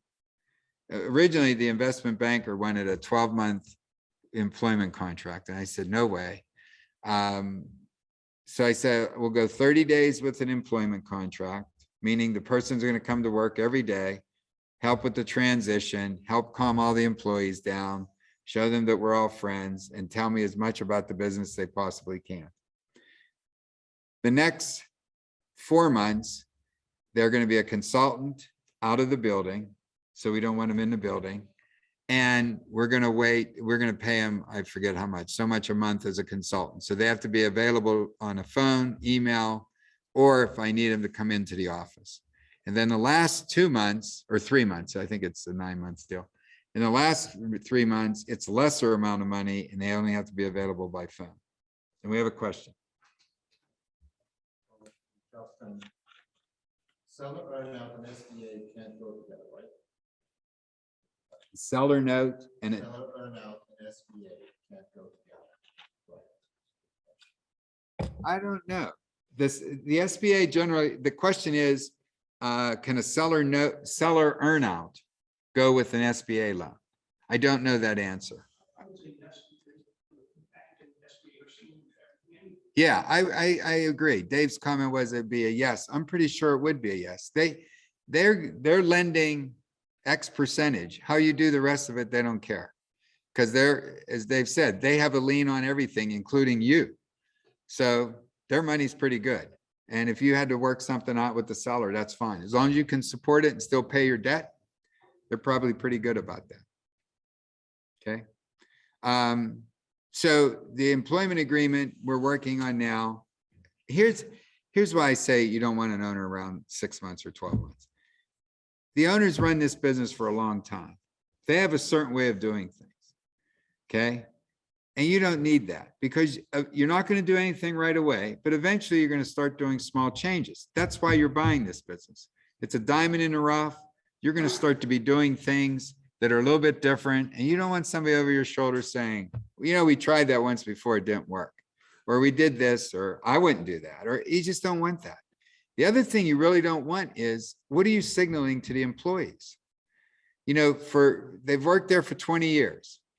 They've always gone to Mary. Okay. If Mary's still there, they're going to still go to Mary for the first 3 to 6 months. They're going to still check with Mary because Mary's always been the person in charge. Remember, people don't like change. So they're going to keep going back to that person that was there. So the faster you can get that person on, the better. Yes, you want to know stuff. You want to be able to have them as a phone call away, but that's where you want them, as a phone call away. So if you run into a problem, you can call them up and say, hey, this customer said that this happened, and the last time it happened, you did this. Is that true? Yes. Okay. Thank you. Okay. How did you handle it? You just went, the first 30 days, you want an information dump. You want introductions to the big customers, big vendors. Vendors are very important too, not just customers. Vendors are very, very important. So you want those introductions. You want it to be a very smooth handoff. But once that happens, it's over. When we sold Uncle Charlie's, they asked me to stay 6 months. And I said, you don't want me here for 6 months. They said, well, yeah, because it was a larger organization, they had multiple businesses. And they said, we just need some transition here. And I said, I can have the transition done in 30 days. That's what, when we sold McKnight Cylinder, I said to Amerigas, I can get this done in 30 days. This was a great corporate answer that we sold in April. I said, I can get this done in 30 days. And then I can go do acquisitions for you. They said, well, our fiscal year ends September 30th. So we'd like you to stay in this position until September 30th. Now, I don't know what my position in a $2 billion company had to do with the year end being September 30th, but I just played along with the rules. And for 5 months, I started my American art films and started to do movie research. I didn't do any movies while I was working, but I got that all put together. So it's not necessary, okay, to keep them too long. The other thing you could do from a seller's financing standpoint is a non-compete agreement. So you could say, look, you're going to get a non-compete regardless. You want a non-compete from the owner. The last thing you want is to buy a business and then the owner goes down the street and opens the same business, calls all the customers and bring them. So you definitely want a non-compete. It's generally 5 years, but you could use part of that as the offset of the purchase price. So you could say, look, we're going to give you a non-compete agreement and we're going to pay you $50,000 a year for the next 5 years. So now you just deferred $250,000 and you say it like that. So there's no interest attached either. It's just $50,000 a year. So $250,000 of the purchase price can go that way. The biggest one though is a rent on the real estate. Most of these companies, a lot of these companies will own the real estate that the business is in. Okay. So you can use that as part of the purchase price. You could say, look, you own the real estate. I'll let you keep the real estate. Because when you're first negotiating with the owners, they'll say, well, we own this property and we have a valuation of this property of $1 million. You say, okay, so you chalk that in your head. Now, when you're putting the deal structure together and you got to come up with $5 million to buy the business, you got $2 million from the bank, $2 million from the investors. You then go back to the owner and say, remember you told me that the rent on this or the buildings when land's worth $1 million? Yes. Okay, you keep it. You keep the $1 million land. That's part of the purchase price. $2 million from equity, $2 million from the bank, $5 million deal. You keep the property and we're going to rent it from you. So it's worth $1 million. The standard return today is getting silly, but you can pay them 9 or 10% on that as a rent payment. You just have to remember that in your cash flow, you have to adjust for that. But that's a great way of doing this. And the other thing, which has been beneficial to us, is that a lot of large companies don't want real estate. So we own the real estate at McKnight Cylinder. And when we sold it to AmeriGas, they don't want balance sheet real estate. So they did a lease. So we sold in 2007. This is 2022. I've been back to the property 3 times. They send a check once a month. It's automatically deposited. It's a great extension of what we did. So I use that story when I talk to owners. I say, well, you know, we sold this business now, and for 14 years we've been getting rent. It's escalated every 5 years. They just signed a 10-year option, so it's good till 2030. They're the biggest in the industry. We're pretty safe. They're going to be there. Blah blah blah. And it's just been a nice benefit. So it really works both ways. It works for you as the buyer and can work for the seller. Okay. Any questions on financing? Yes, before I jump into franchise. I have a few questions and I can pull off. Are you going to do some more stuff on due diligence later? Not a bunch. Okay. So my first question is about in terms of the timeframe of the seller's exit and how they've structured their activities. Have you run into situations where, like you said, you realize I'm buying a job, where the owner is so intertwined that you know that if this person exits, everything falls apart because they've done such a poor job of systematizing the business? That experience you have? Yeah. So let me just repeat the question for people on Zoom. So have we ever walked into a business where the owner was so intertwined in the business that they don't have systems in place or anything like that? I actually walked into, yes, I could tell you that. Uncle Charlie's was a good example. The owner was deeply involved in the business. And, but the way I looked at it was, I knew going into that business that we were going to need a management team.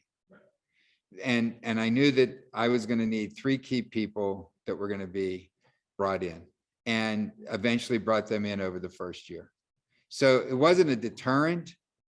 It was just, I knew that going into it, that was going to be necessary. And it worked. The other business, McKnight Cylinder, we bought that, it was an absentee owner. So it was even maybe worse because he had somebody running the business that shouldn't have been running the business. But I saw that as an opportunity. It was like, okay. And I go back to my, I told you the 2 most important things you got to remember is networking, and secondly is cash is the most important thing. So I always follow the cash. And in McKnight Cylinder, we sent in, this is how bad it was. We sent in, at that time, it was Alpern Rosenthal, it's now part of BDO, to do a quality of earnings. 2 weeks later, they called us and said, we can't do a quality of earnings on this company. There's nothing there. And my business partner said, what are we going to do? I said, I still think there's an opportunity. Let me follow the cash. So I'm deviating, but I got a point. So I followed the cash. I found out that even how bad they were running the business, they never missed the payroll. Sometimes they were behind on their AR, but not too bad.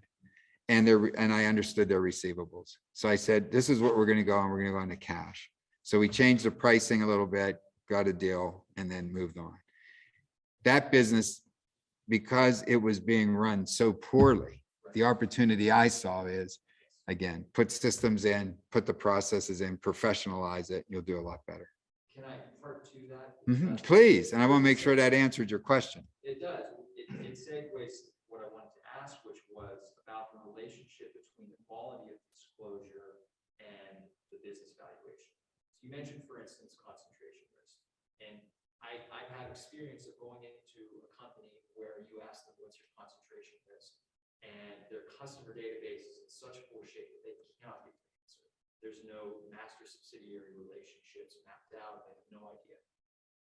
In a situation like that, where say the standard EBITDA multiple is 4x, are you then in a position of leverage where you can say, listen, your valuation is 4x, but you can't give your concentration risk. You don't have a lot of your financial statements. Because of that unknown, I really don't know how to reach you. Having situations like that where you were able to buy a business at a lower valuation because of the poor quality disclosure. Okay, so the question is, have we been able to buy a business for a less multiple because doing due diligence, there was nothing, you couldn't find things? Either possible, Yeah. So the example of McKnight Cylinder is a perfect example. Because we couldn't get any of what you just said. We had to, customer concentration, customer concentration is important. You should know it. And it's one of those top 5 or 10 that should make you be nervous about the deal. You should be able to figure it out somehow. And that might be painstakingly going through 2 years worth of invoices, all invoices, which could be a big deal. But if that is an important thing and you can't get your arms around, you might have to walk away, or you might have to, or you can lower the multiple if you're comfortable with that. Again, the main thing to do is follow cash, and see what the cash is. See if, and this is going painstakingly through bank statements and looking at what's going in and out of the bank statement, making sure it's matching up to what they're telling you. That's the cash really tells you the whole story on the business. As far as customer concentration, again, that could be painfully going through invoices. But if that's, that's a key thing. So maybe it turns into an earnout, where you say to the owner, look, I was going to give you 4x. I can't get my arms around this. I'll give you a 2x. And if all these things prove out this, and this, I'll give you the rest of the money. Yes. Keep in mind, all of this is all negotiable. Everything is negotiable in this case. There's no, get the book out. No, your bank loan is, the bank says, here's the rules. And you say, okay, thanks. And that's fine. But the rest of it's all whatever you can pull off. If you can get an owner, I read a book a long time ago. It's called Nothing Down. It was about this person that went around and bought houses and apartment buildings with no money down. And it was all about getting the owner to finance everything. So, I mean, if you can walk into a business and get the owner to finance the whole deal, great, go do it. If it all makes sense and you can pay the owner back. So it's all, everything you pull out is negotiable. Does that answer all your questions? It does. Okay. Yes. The Bowline story might be a good one on that sort of nothing down kind of situation. Oh, yeah. Our friends at Bowline, these are 3 Tepper students. And I love this story because they left, one of them, John, was in my class, John Flynn, and he used to bait me a lot in class and tell me about, that he would like tease me about how this is all crazy and, he's going to have school debt and all that stuff. So, he, along with two other Tepper students, they came up with what I think was a great thesis. They decided they were going to go to high-end resort areas where there are not a lot of hotels, like chain hotels, like Sheraton, Hilton, all of those. High-end resort areas, and find guest house or hotels to buy. So on graduation day, down at Soldiers and Sailors, beautiful summer day, I walked out, I saw John, I said, John, what are you going to do? He said, we're headed to Key West tomorrow morning. We found a guest house. They went down, and I worked with them until December. They closed on the business in December, and they got so much practically without putting hardly any money into it, because the value of the land was so good in Key West. They got a big bank loan, and then they got the owner to carry most of the rest of the debt. And it was two absentee owners. One lived in Miami, one lived in Minnesota. I think one of them hadn't been there in like 5 years. One hadn't been there in 3 years. They just wanted to get rid of the property. The property was, that's exactly right. They wanted the same check they were getting every month when they were running the business. And by the way, here's how great of a deal this was. This is Key West. The average occupancy of guest house in Key West is 92% for the year. They bought one that was doing 55%. So they said, well, if we can get this thing up to 92%, we're in good shape. And part of that, think about this, this guest house has 27 rooms. Okay. Now you got to remember, guest house in Key West, the average nightly stay is, $400 to $600 a night. Okay. So they have 27 rooms. 3 of the rooms, the general manager, who was a hoarder, she would go online on that QVC and buy stuff. And she had this little apartment. So then she started putting her stuff in the rooms. So they weren't renting 3 rooms to begin with. They were full of junk. So their occupancy would never get to 92%. And then they figured out they weren't doing any online Travelocity, hotels, they weren't doing any of that. These guys blew it out of the water. That first year, they bought it in December. By August, they had over $1 million in the bank, and that included paying everything. They bought a second guest house about 6 months after that. I mean, and the second guest house, I mean, the first guest house basically funded the second one.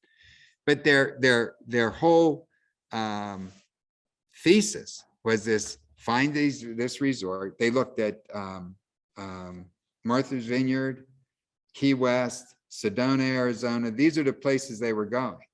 And they finished the story out.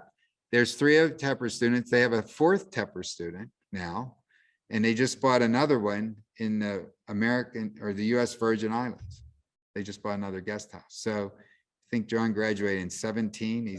They all graduated in 17. So from 17 to 21, they now have 3 guest houses in some pretty pricey real estate areas. So that was great. That's right. No money down. Any other questions? Okay, let's talk about franchising. Franchising is basically a combination of a business acquisition and a startup for the most part. It allows you to eliminate many of the startup errors and basically hit the ground running. You're basically buying someone else's learning curve. So for those of you who don't know, a franchise, and most people think of franchises, think of McDonald's, Subway, these are the big ones. But I got to tell you, if you go to the book, Entrepreneur magazine, and get the top 500 franchises, you'll be amazed. At just about any industry, any business you can think of, including business to business, you can buy a franchise. You can buy a franchise that sells franchises. That's how crazy this is. So, but basically, somebody goes out, starts a business, learns how to operate it, proves that it'll be successful, and then sells you that book on how to do it.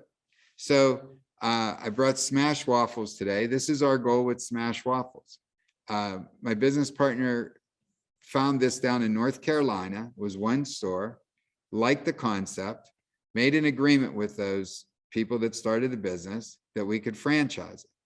So we have a store open now in Regent Square. We're opening one in Oakland. Our goal is to open one in the suburbs. And when we get 3, 4, or 5 stores open, Our goal is to franchise. But we're going to go with a plan. We'll have an operating plan. We'll have how to market, all of those things, what the store looks like. So if you think about, and using McDonald's as the obvious choice. I mean, if you buy McDonald's people tell you what the building looks like, what the menu is going to be, what your prices should be, who you should buy the food from. They do all that groundwork for you. So it's really a combination of a business acquisition and a startup. The second thing, I don't have a slide on this, but I do want to point this out. There is the franchise aftermarket that's out there as well. 2 examples of that. We have a search fund accelerator that's headquartered right here in the Swartz Centers, GTE. A couple years ago, they had an opportunity to buy, I think it was 9. Was that about right? 9 haircut salons up in lower New York, Binghamton, New York area. So it was a franchisee that wanted to sell those stores. So they went and they bought it. Okay. So there's that opportunity too, the aftermarket. I know another group that's a mezzanine finance group here in Pittsburgh. They're backing a group that now they started out, they had Anytime Fitness, if you're familiar with that group. They had like so many of them down in Arkansas or Texas, and they were very successful. And a lot of people that bought Anytime Fitnesses weren't successful. So they've been going around buying all the Anytime. Now I think they have like 200 locations. Okay. And so they're a franchisee that's went out and bought, you know, other franchisees' businesses. So aside from a startup, you can also do that. And most of the franchise companies, from what I understand, they generally have some franchises that aren't doing so well. Okay. So that's it. But back to just buying a franchise. The trade-off is, you know, you have upfront capital investment and an ongoing royalty that goes to the franchisee. But what you're buying is that book on how to run the franchise. You're buying and you're paying royalties in the future because the franchise should continue to develop and change things, bring new ideas, help you in the business. So it's kind of like, you know, it's, I think I might have it up here. But my brother who sells franchises, so if you're interested in a Qdoba franchise, I have to give that plug for him. He does sell Qdoba franchises if you're interested. But he says it's in business for yourself, but not by yourself, which is a pretty good tagline. That's the whole franchise system. So you're choosing from an idea that's already been vetted, already been proven. The concept, the marketing dollars is all spent to benefit everyone. Now, you're under some pretty strict rules, but that's good. You know, if you go to McDonald's in Pittsburgh or you go to McDonald's in Los Angeles, you're pretty much close to the same thing. You know, menu's pretty much the same. The look of the store is pretty much the same, but that's good. Holiday Inn, which is another franchise, used to have a commercial that was no surprises. If you stay in a Holiday Inn in Pittsburgh, it's no different than staying in a Holiday Inn in San Francisco or Dallas.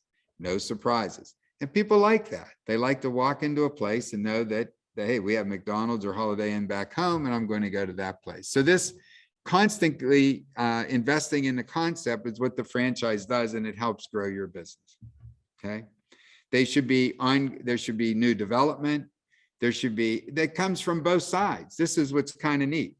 The new development comes from the franchisees. It comes from the franchisors. So the franchisors out there trying to figure out new ideas. The best story my brother tells is the Subway $5 sub. I don't know if you remember those ads, $5 for a foot-long sub. That was created by the Orlando franchisee of Subway. He wanted to do a $5 sub. First time he went to Subway and said, I want to do a $5 sub, they said no, because they have that right to do that. That's you got some rules around you in a franchise. They said, no, you're not allowed to do that. You can't sell your sub for $5.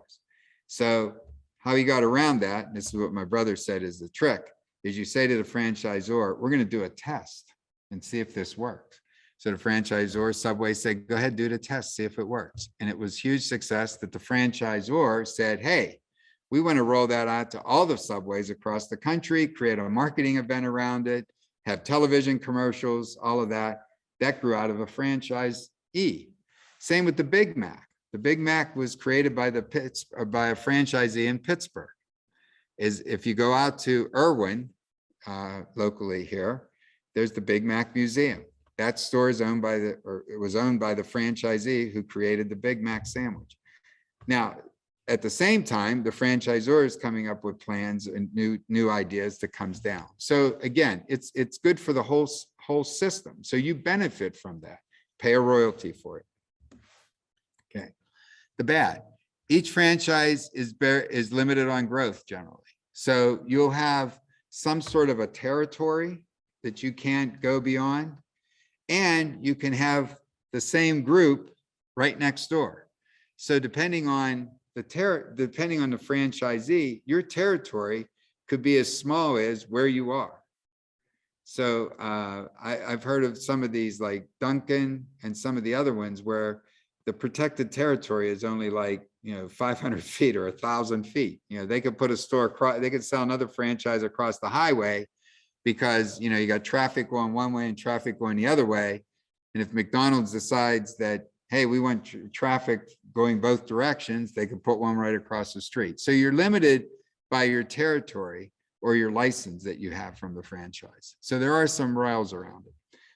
The success really depends on the overall success of the franchise. If the franchise system collapses, you're probably going down with them. Okay. So it's in business for yourself, but not by yourself. And then of course you do have to pay the royalty payments on an ongoing basis. And it's generally a percentage of top line sales, not on how much money you make, on the top line. Okay. So you got to be able to run the business to be profitable. That's not where they get paid. They get paid on the top line. Okay. So franchise sales, there's two different ways that it's generally done. The larger franchises will have an in-house franchise person. My brother is vice president of franchise sales for Qdoba. Before that, he worked for Dunkin'. And so you email Dunkin' Donuts or you email Qdoba and you say, I'd like to buy a franchise. My brother gives you a call. Okay. He's salaried by the franchisor. The other one is there's a lot of independent franchise consultants. There's people that go out, talk to franchisors and say, I will market your program in Pittsburgh, or I'll market your program in Pittsburgh and Cleveland. They sometimes have to pay a fee for that, but they're going to get a percent of that franchise fee that you pay. The other thing is, as I mentioned, there are franchises to sell franchises. So if you want to go out and sell franchises, you can buy a franchise and then go out and market franchises to other people. In the case of independent franchise consultants, they're not selling one brand. So my brother is only selling Qdoba, but an independent consultant like Chris Sinkar, who works with Dave and I, they could show you maybe 20 different franchises or help you decide what might be the best franchise for you. So they bring that value. Okay. What is their role? They have opportunity to sell. They generally have an inventory, as like in the case of people that sell franchises, again, they might have 20 different franchises, one that you could pick from. And they're looking to close deals. They're just like business brokers, they want to sell franchises. Most of the ones the ones that are independent, they're paid a commission. So again, they're not getting money unless they sell franchises. And a lot of times they have to pay for a territory. So now they have an investment, which makes them more encouraged to sell franchises. The ones that are, and the ones that are selling you to franchise generally don't deal with you later. So they're strictly salespeople. They have once you pay the money and you sign on a dotted line, they hand you off to the operations people. So how do you interact with them? The good news is you can always say no to them. They don't get offended because there's a lot of people that want to be in their own business and they see franchise as an easy way to do it. And it is somewhat easy, it's still not easy. No business is easy. And, my brother tells a story where he says he met a person in DC. They worked in DC and they lived 40 miles outside. I forget what town. And my brother said to him, why do you want to buy this Dunkin' franchise? He said, well, I don't want to commute to DC anymore. I want to spend more time with my family and I want to make 6 figures a year. And my brother said, thank you. See you later. Because that's not owning a business. If you own a business, there's a lot more to it than that criteria. So there's all those people that want to do that. They think, oh, if I own a business, I can't tell you how many people think I have like the easiest job in the world because I own my own business. Oh, you don't have to work. You can leave whenever you want. You could. Anyways, so there's all those people that think, well, I'll buy a franchise. So they get hundreds of calls of people that want to do that. They talk to them and they very easily, a lot of them, they say either this isn't for you or the person says it's not for me. So they're not offended if you say no. The key thing is you need to do your homework. But the best thing about this is the federal government protects you. Every state protects you because every franchise has to produce a franchise disclosure document in any state they want to sell a franchise. The franchise disclosure documents are thick, but they tell you everything. And my brother can recite the sections. They're lined up by section. Some section tells you what the average store makes. Some section tells you how many lawsuits they're in currently or will or have been in. He said when he went to Dunkin', he said that's section 9 or 18. He said that was his biggest problem. People would read that. And before he got there, Dunkin' was sued so many times. They were in so many lawsuits. They've gotten that cleaned up. But the important thing is it's practically all your due diligence, okay? Right there in a book. Now, you start to read it, it's great for putting you to sleep because it's intentional. The print is smaller than, what's the smallest print on a word? It's smaller than that. And it's in legal language. So a lot of if, therefores, whenevers, and whatever the lawyers put in there. But if you get through it, it tells you everything. So the next best thing about buying a franchise in due diligence is talk to the franchisees. These are people that are in the business. They've dealt with the franchise owner or the franchisor. So you say, I'm going to talk to franchises. They're all listed in the franchise disclosure document. So you know who to call. You can call all of them. Okay. You can call all 12,000 Subway franchisees and find out what's going on. And the thing is you'll hear good and you'll hear bad. There's frustrated franchisees, obviously, and there's very successful franchisees. And it's your job to listen to them, ask the questions, keep asking questions and get to the right answer, whether this is for you or not. But the nice thing about it from a due diligence standpoint is it's all right there for you. 2 steps, franchise disclosure document and the franchisees. Okay. Did I jump one? Oh, franchise consultants, similar to business brokers, represent multiple franchisees or franchisors, could be 80 to 500. They do look to get prospects in and then refer them to the franchisor. Franchisor pays them, you don't pay them, but they only paid on closed transactions. So they're going to want to sell you a franchise, okay? The stopgate there, though, is the franchisor. The franchisor has got to have to approve you. So even though the franchise consultant could say, this is the right franchise for you and do all of that stuff, eventually the franchisor is the one that controls that, okay? Okay, advantage of franchise salespeople. What they do for the concept is they enable the concepts to grow faster. The whole idea behind a franchise is to grow a business using other people's money. So you find franchisees to help you grow locations. When Ray Kroc took over from the McDonald's brothers, he just went out and sold franchises and grew McDonald's really fast. If he was trying to open all those restaurants by himself, he'd still be at it.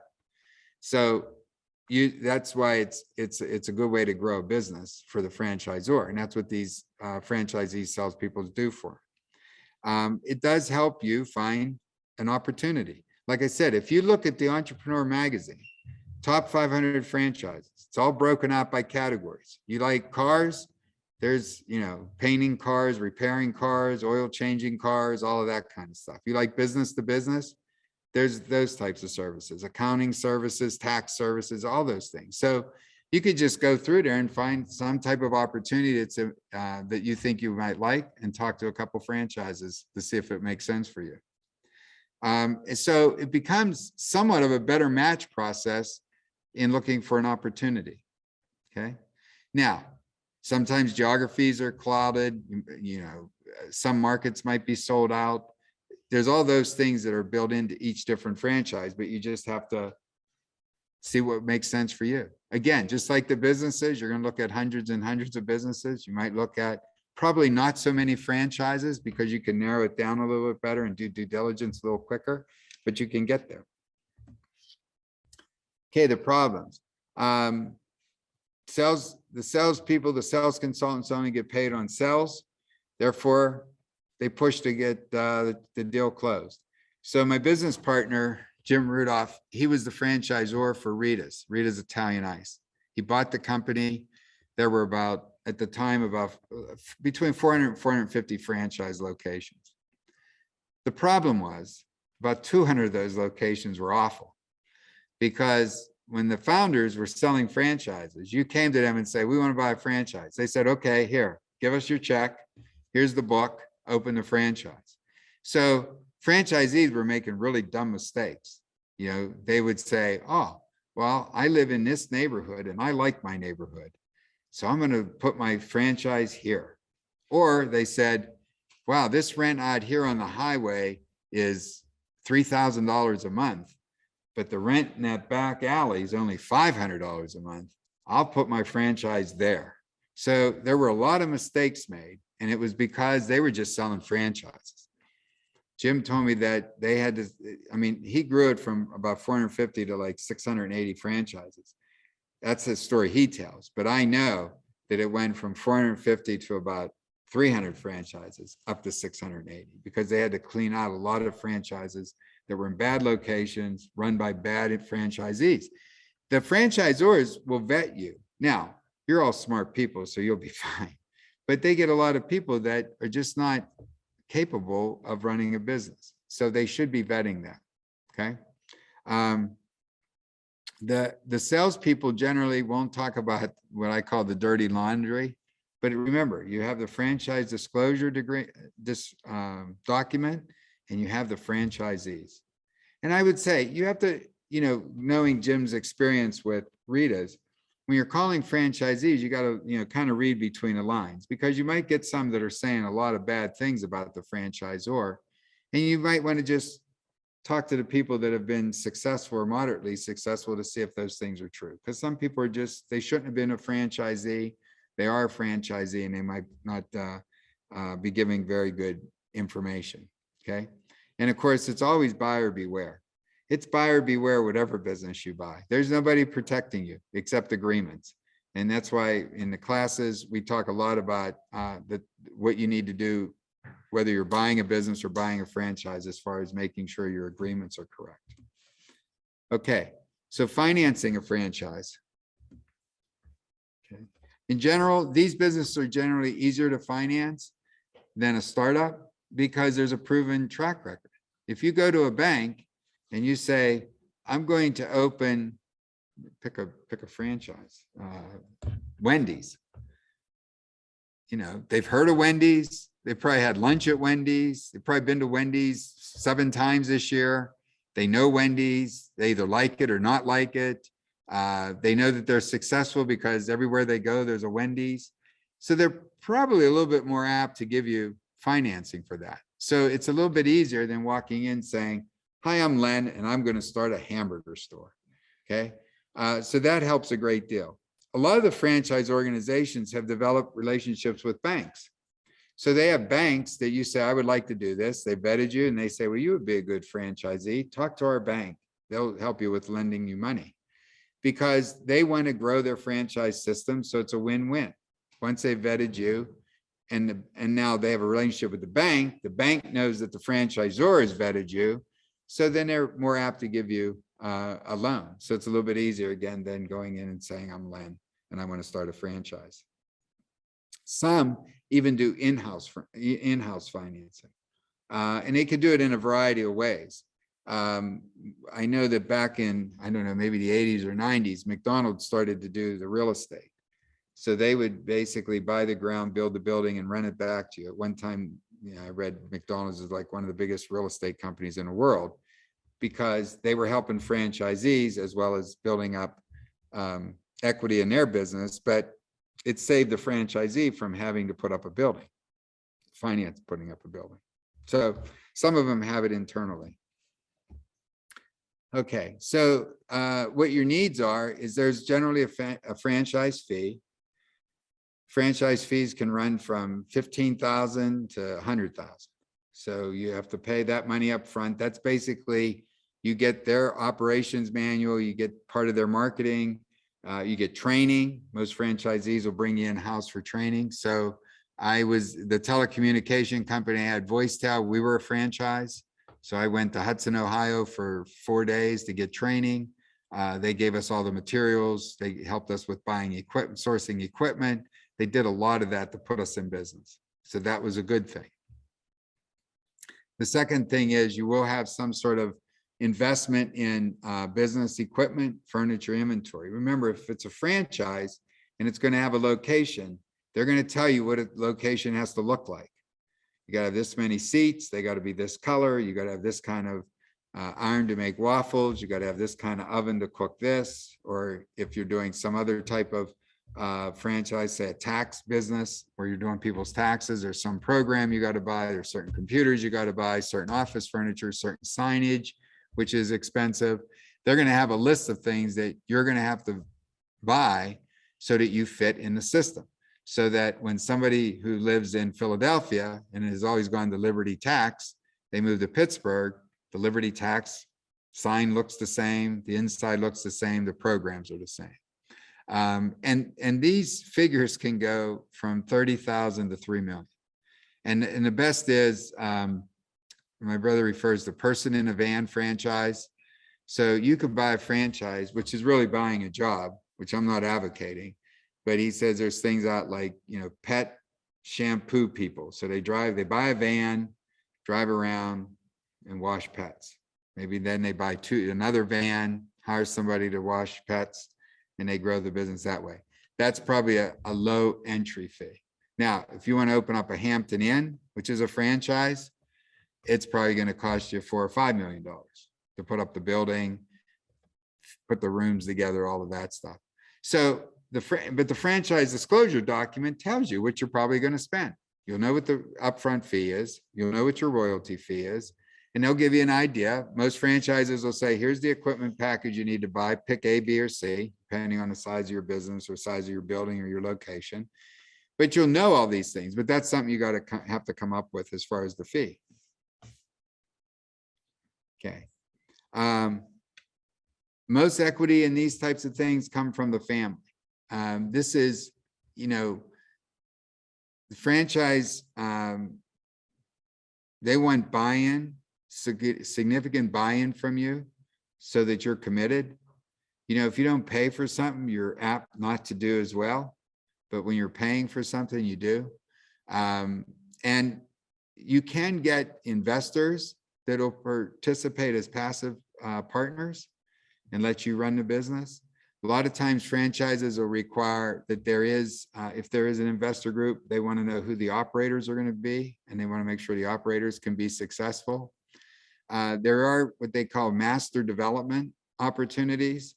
So if I go to my business partner, Jim, when they bought Wendy's, they bought the rights to Western Pennsylvania. Okay. So at that time, McDonald's and Burger King was selling one-offs.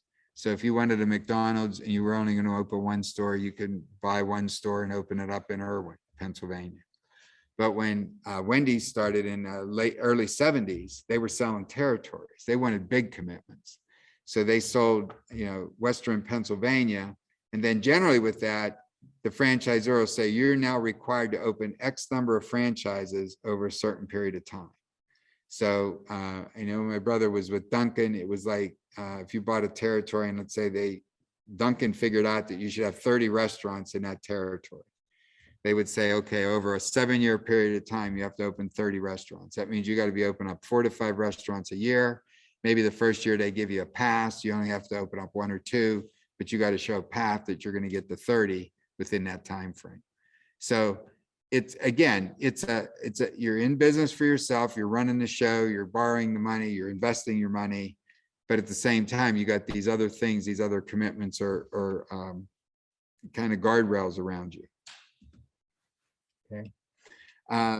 Debt financing outside, again, I talked about most banks are okay. Most of the franchise have some sort of relationship.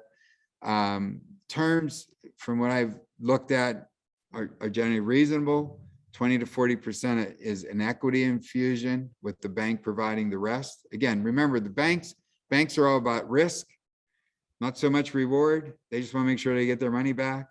But if it's a proven concept and it's a franchisor that is known, then generally they're okay with lending the money. And the other thing about that is, if you think about it, even if you were not successful, if it's a very good proven concept, the franchisor will probably find somebody else to run it and take it over. So the banks are usually pretty good. Okay. All right. So any questions on franchising? That was your high-level introduction to franchising. Okay, so the remaining time I want to talk about running a small business. And if you saw, I saw something on TV the other day. I was walking past and they said, "I'm not a small business." And of course that catches my attention. So I turned and somebody was on there saying, "Don't call it Small Business Saturday," or something like that, because nobody likes it. But, you know, small businesses are, you know, up to $20 to $30 million in revenue. So they're not necessarily small. But let's talk a little bit about, you know, you get excited, you go out there, you search for a company or a franchise, you buy it, now you're ready to run it. Okay. So here's the things we're going to talk about: the financial risk and return, cash flow challenges, employee issues, customers and the owner's mystique, finding solutions, and why it's the best job in the world. As I said, on a financial return, you want to invest as much as you can, but the good news is you're going to earn sweat equity. Okay. So you're going to work hard and you're going to be rewarded for it. And it gives you an opportunity to control that. This is what I like. This is nobody else's plan but yours. Okay. You're figuring it out. You're figuring out for you. You're figuring it out for your investors. You're making sure the bank's paid.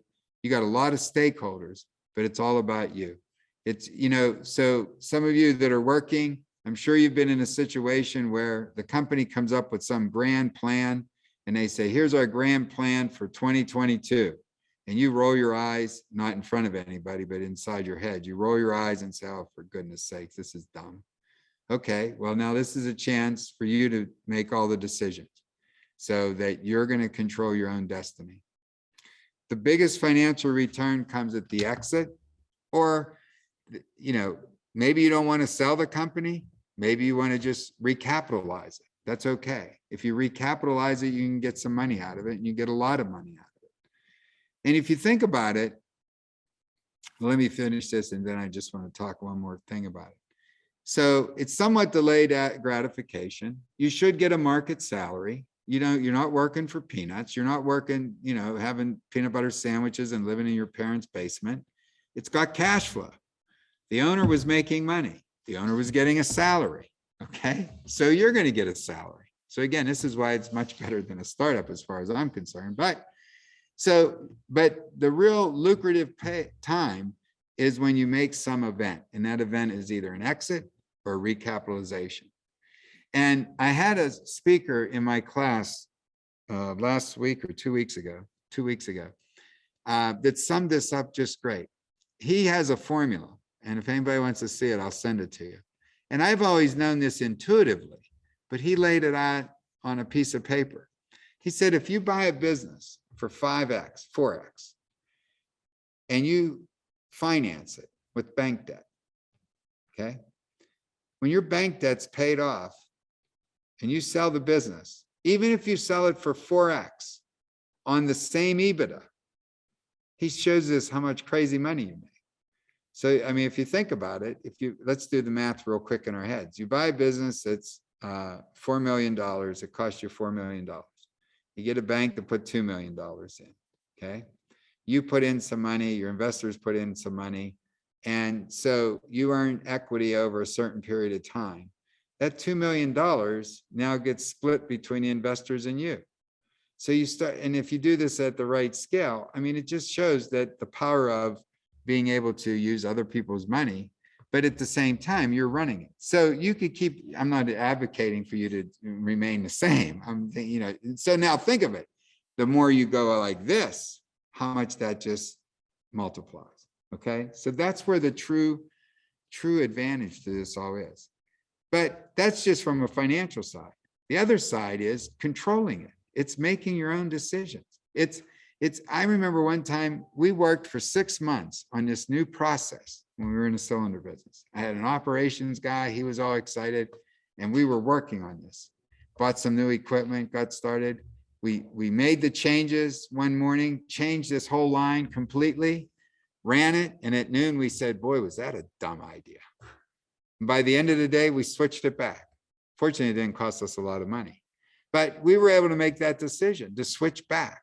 It wasn't like somebody said, put this process in and live with it.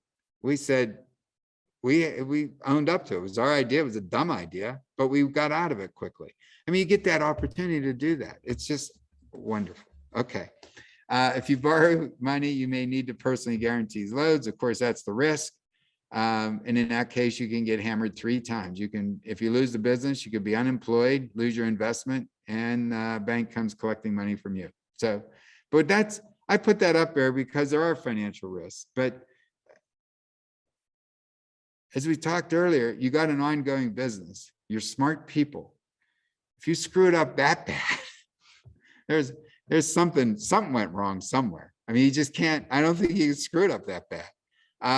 The thing you are morally responsible though to your investors. I put a lot of attention on that.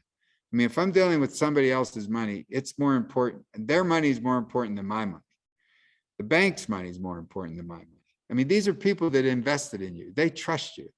And I thought I had it in the investor slide. And what investors always tell me, they don't so much bet, how do they say? They bet the jockey, not the horse.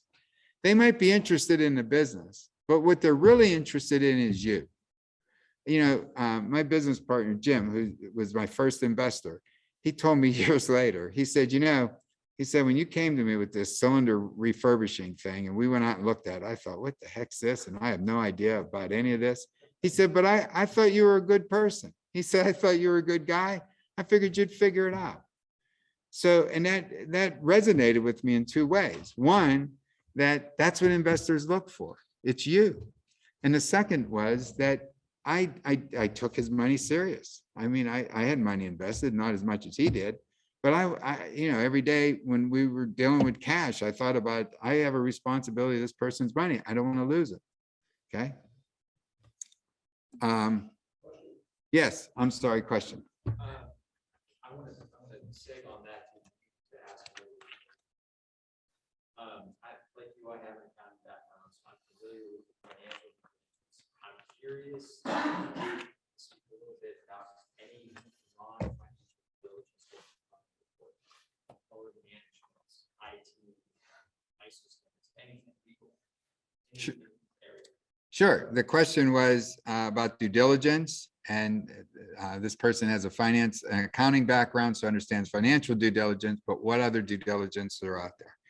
So the first thing you could do, because we live when we do now, is Google due diligence list.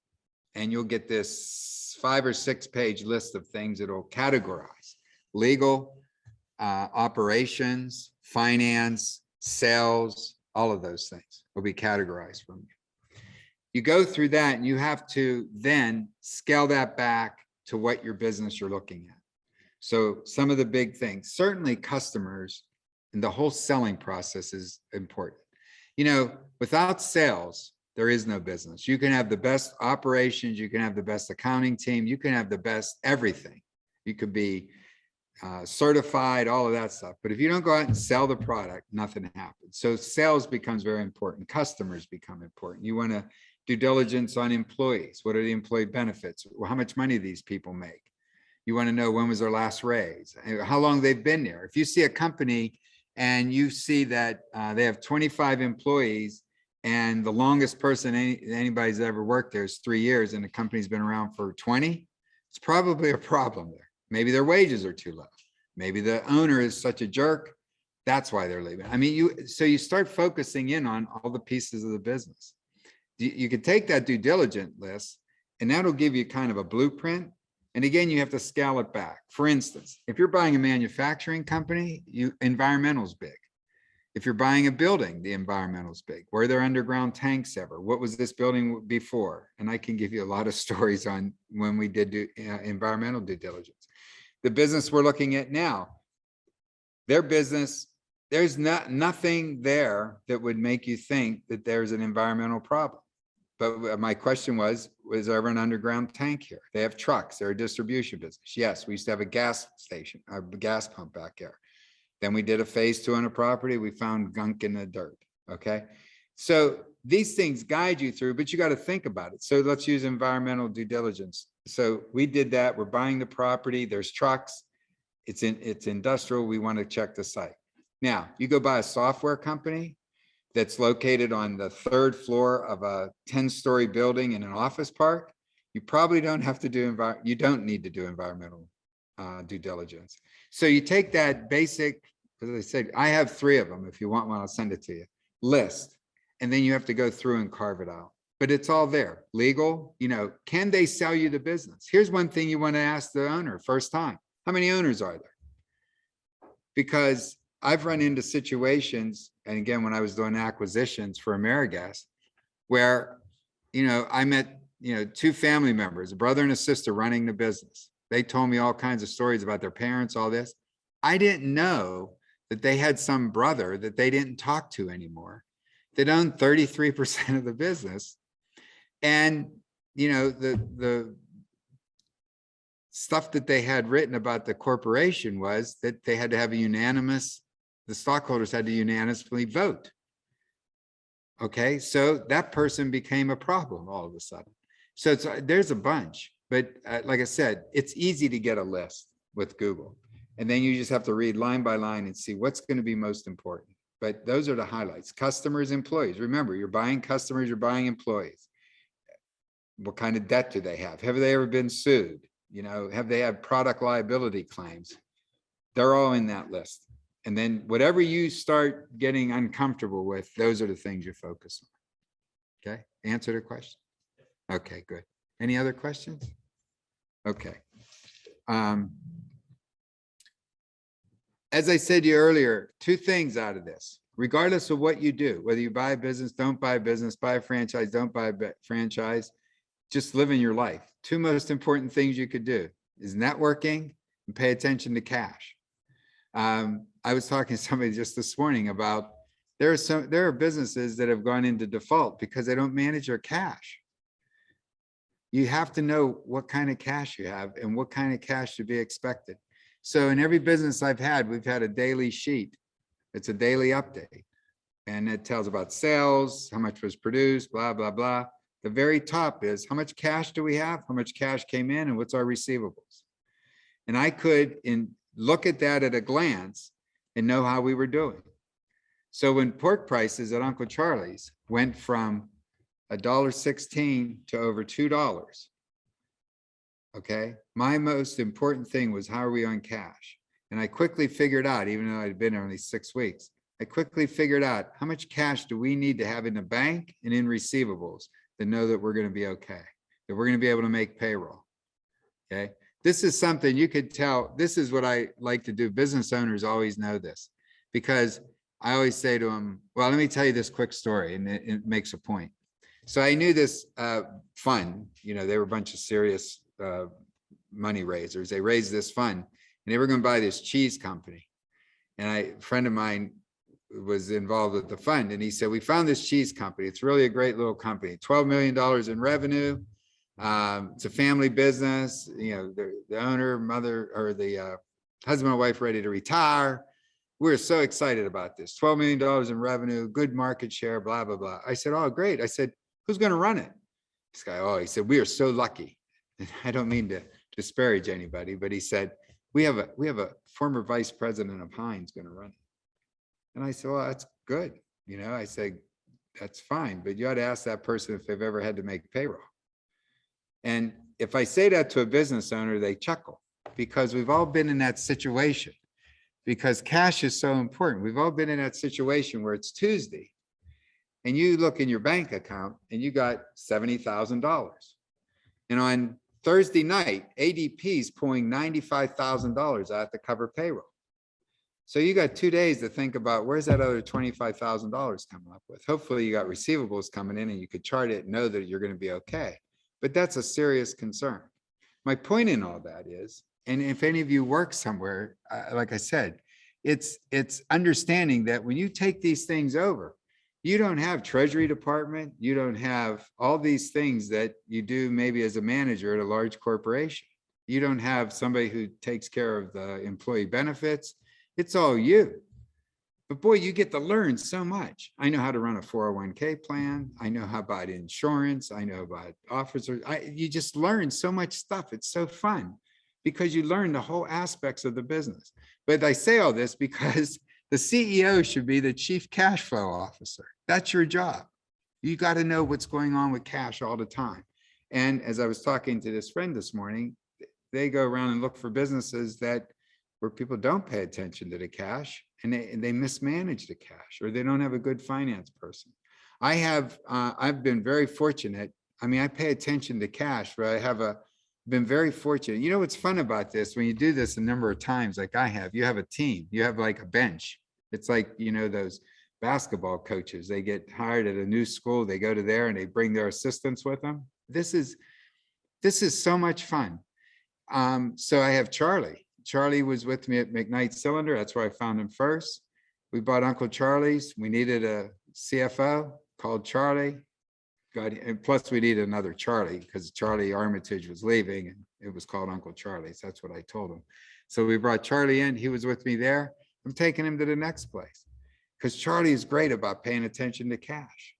He yells at me when we're doing things about cash. So it's good to have that kind of a relationship, but it's also your responsibility that you're managing cash, and you can't forget it, because remember, you got investors, you got customers, you got employees waiting for their paycheck, expecting that pay to be in there. I'm not saying you're running a business that's tight or it's losing or anything. It's just something that you got to know what's going on. Okay.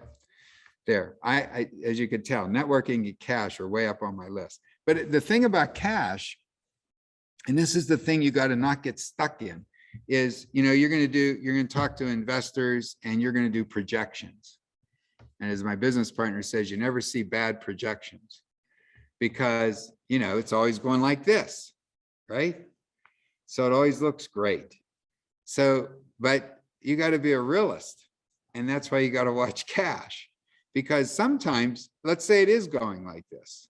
And I had this situation once. We were growing fast when we had the cylinder business.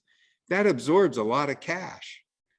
So you got to be paying attention even then. You're buying equipment, you're putting trucks on the road, you're picking things up, you're hiring people. You know, you hire people that you pay every week or every 2 weeks, but you're not getting paid for 30 days. Okay, so that was pretty much a service business. So the business, you know, we're refurbishing tanks and recertifying them this week, paying our employees at the end of the week, and then we ship it and we don't get paid for 30 days. I mean, you just got to balance that all off. It's not that hard, but it's something that you really have to pay attention to. And that's your main number one job. Employee relations. This is, this one I could go on and on with. You got to surround yourself with excellent coworkers. You know, everybody probably read that one book where you get the people on the bus and you put them in the right seat and all that thing. It's true. I was on, you know, right now there's a lot of podcasts going on. If you want to be on a podcast, somebody will probably interview. So I've been on, I don't know, 3 or 4 podcasts. And the second one I was on, this person asked me a question. This is when I was at Uncle Charlie's. She said, what's your biggest success story at Uncle Charlie's? And I'm thinking, for goodness sakes, I got a lot of, how long do you have? I got a lot of success stories, but I thought about it for a minute. And what I said was my biggest success was a team I built. I had 3 key people that I worked with: salesperson, operations, and finance person. I love them. They were great. I stood out of their way, let them do their job. And when you get to do that, now I have to tell you, I've had some rough things. I've had to fire people. I've made some really bad decisions in hiring, and I've suffered for them for a short period of time. But it's so rewarding to work with a group that's all headed in the right direction, and you're building something, and you compensate them for that. But to have that kind of a relationship is just, it's wonderful. So you want to make sure that you surround yourself with the right people, and that you make sure that your people know what they're getting into. So small businesses are tough. All business is tough. I always say every business is tough, but they're different. They're different than large corporations. So like I said, so your Charlie, my finance guy, he's got to be in charge of employee benefits. He's got to be in charge of, the human resource team. I mean, he's got to take on other responsibilities that he normally wouldn't do in a larger organization. And you got to know that some of your key hires won't survive. They might not be able to survive in your culture. The business could outgrow them. You're on a growth curve. So you might hire somebody who can get you to a certain point, but they might not be able to get you to that next level, particularly in things like sales or in being able to manage a larger group of people. And you just have to be able to roll with that and make those changes. But the employees thing becomes such a critical part. Again, you buy a business, all businesses, that's what they are. They're customers and employees. That's the main thing. It's all about people. So, and remember that customers are your lifeline. I make it a point to talk to customers all the time. The good news about that is it keeps you right in touch with what's going on, because customers will tell you what's going on. You might not hear from sales or operations, but you'll hear it directly from the customers. And you want to build relationships with your customers. So it's good to talk to them all the time, and provide some sort of solution. We try to ask customers, what do they want? Not what do we have? And McKnight Cylinder grew off of that. I asked one customer, what do you want? They told me. We bought the business in September. They told me at my first visit to this customer, who was the second largest customer. So what do you want us to do? They said, well, we need you to refurbish the little gas grill cylinders. I said, we don't do those. He said, well, we have a plant in Maryland, and we drive by Pittsburgh to Columbus and Pittsburgh with these cylinders. We need you to do them. I went back, and it took us about 6 to 10 weeks. We put a whole nother line in. I took a gamble, but that business grew, and then that got other people interested. And eventually the biggest one that was interested in that was AmeriGas, and they bought us because of that line. So talking to customers is the most important thing you can do. Any business person will tell you that. Without sales, there's no business, and grow sales, grow your business. Okay, the biggest thing, and this is like good and bad, I guess you would say. You become the chief problem solver. Okay. As my wife says sometimes, she says, you're dad to everybody. And that's the employee part. But, in a small business, you're responsible for things. So IT infrastructure problems, that might fall on you. I'm saying you might outsource that, but you got to be aware of what's going on there. Cash flow shortfalls, that's your responsibility. You got to manage cash. Customer complaints. I take customer complaints very serious. I mean, customers are what makes us all there. So if somebody's complaining about something, you got to be all in on it. Employee issues. I always say, if you got 50 employees, you got 50 issues every day. Somebody's going to have some issue somewhere along everything. We're people. If you have my operations guy, Phil used to always say, we need a lights out business, lights out, where it's all machines, 2 good mechanics, and that's it. Well, you don't get that. You have to have people, and you have everybody's bringing baggage, I don't mean that in a good or bad way or in a bad way. It's both.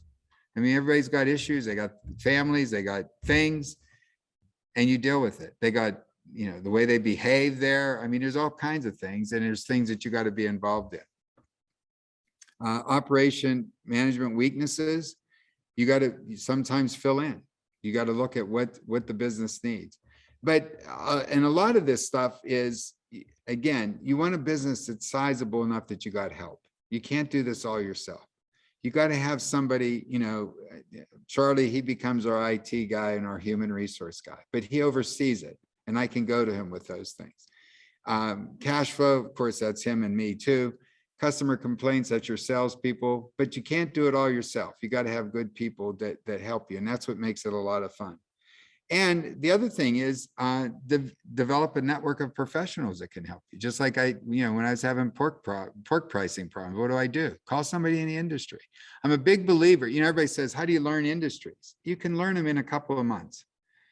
Good way to do it is get involved in the trade organizations. Trade organizations, that's what they're there for. Every industry you get into will have a trade organization. That's the people that send you the monthly magazine on the industry. That's the people that have conferences. You get involved with that group.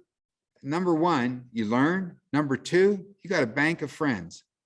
When I got into this propane cylinder reconditioning, I had no idea even propane tanks existed and that people heated their homes with propane.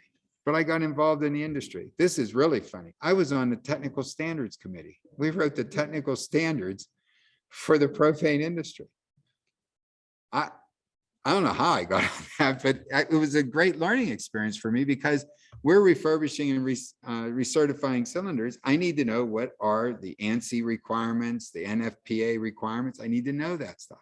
Get involved in the committee and you learn it. You're kind of, don't say much the first couple of meetings because you don't know anything, but you learn it. So that's a great way. And then I had friends. So if I had a problem, I'd call somebody, it's out in Iowa and say, hey, I'm dealing with this. You got any ideas? Or do you know who I can call about this? So it really helps a lot. So what do I do every day? I try to talk to customers as much as possible, visit customers, deal with problems. This one here is probably one other thing. I believe in no surprises for your bank, your board, and your investors. Nobody, you have board meetings every quarter. If something big happens February 1st and the next board meeting is April 15th, let the board know, let the investors know, let the bank know. I make it a policy that I meet with the bank as whatever I'm going through. I'd like to meet with the bank at a minimum quarterly, sometimes monthly, if you're going through hell like we were with pork prices. You got to let these people know. Nobody wants, if you let them know you're going through some struggles, they'll help you. But nobody wants to hear 2 months later when financial statements are wrecked. And you say, well, this is what happened 2 months ago. This happened, this happened. It's like, well, why didn't you tell us? Just be open and transparent as possible, particularly with your bank, your board, and your investors. Let them know what's going on. Strategy, this is the fun part, trying to figure out how to take the business forward. That's working on the business, not in it. What are new products or services? And be a team helper. I like to hire people that can do their job, get out of the way and help them. So I give you a quick example. We were going through a time at McKnight Cylinder where we had to do this valve change out. The industry made a valve change. We had so much business, it was crazy. It was absolutely crazy. And I had Phil, my operations guy, who was about a year into the business with me, was working tirelessly. His wife thought he was having an affair, and it was just awful. And this one day I was talking to Phil, he came in and he sat down and I said, how's it going, Phil? He said, it's fine. And I said, I appreciate all your work. We're working crazy. He said, yeah. He said, I just wish I can get my grass cut. He said, I just don't have time to cut my grass. So he left. I called a grass cutter. And I said, here's this guy's address, go over once a week, cut his grass and take care of it.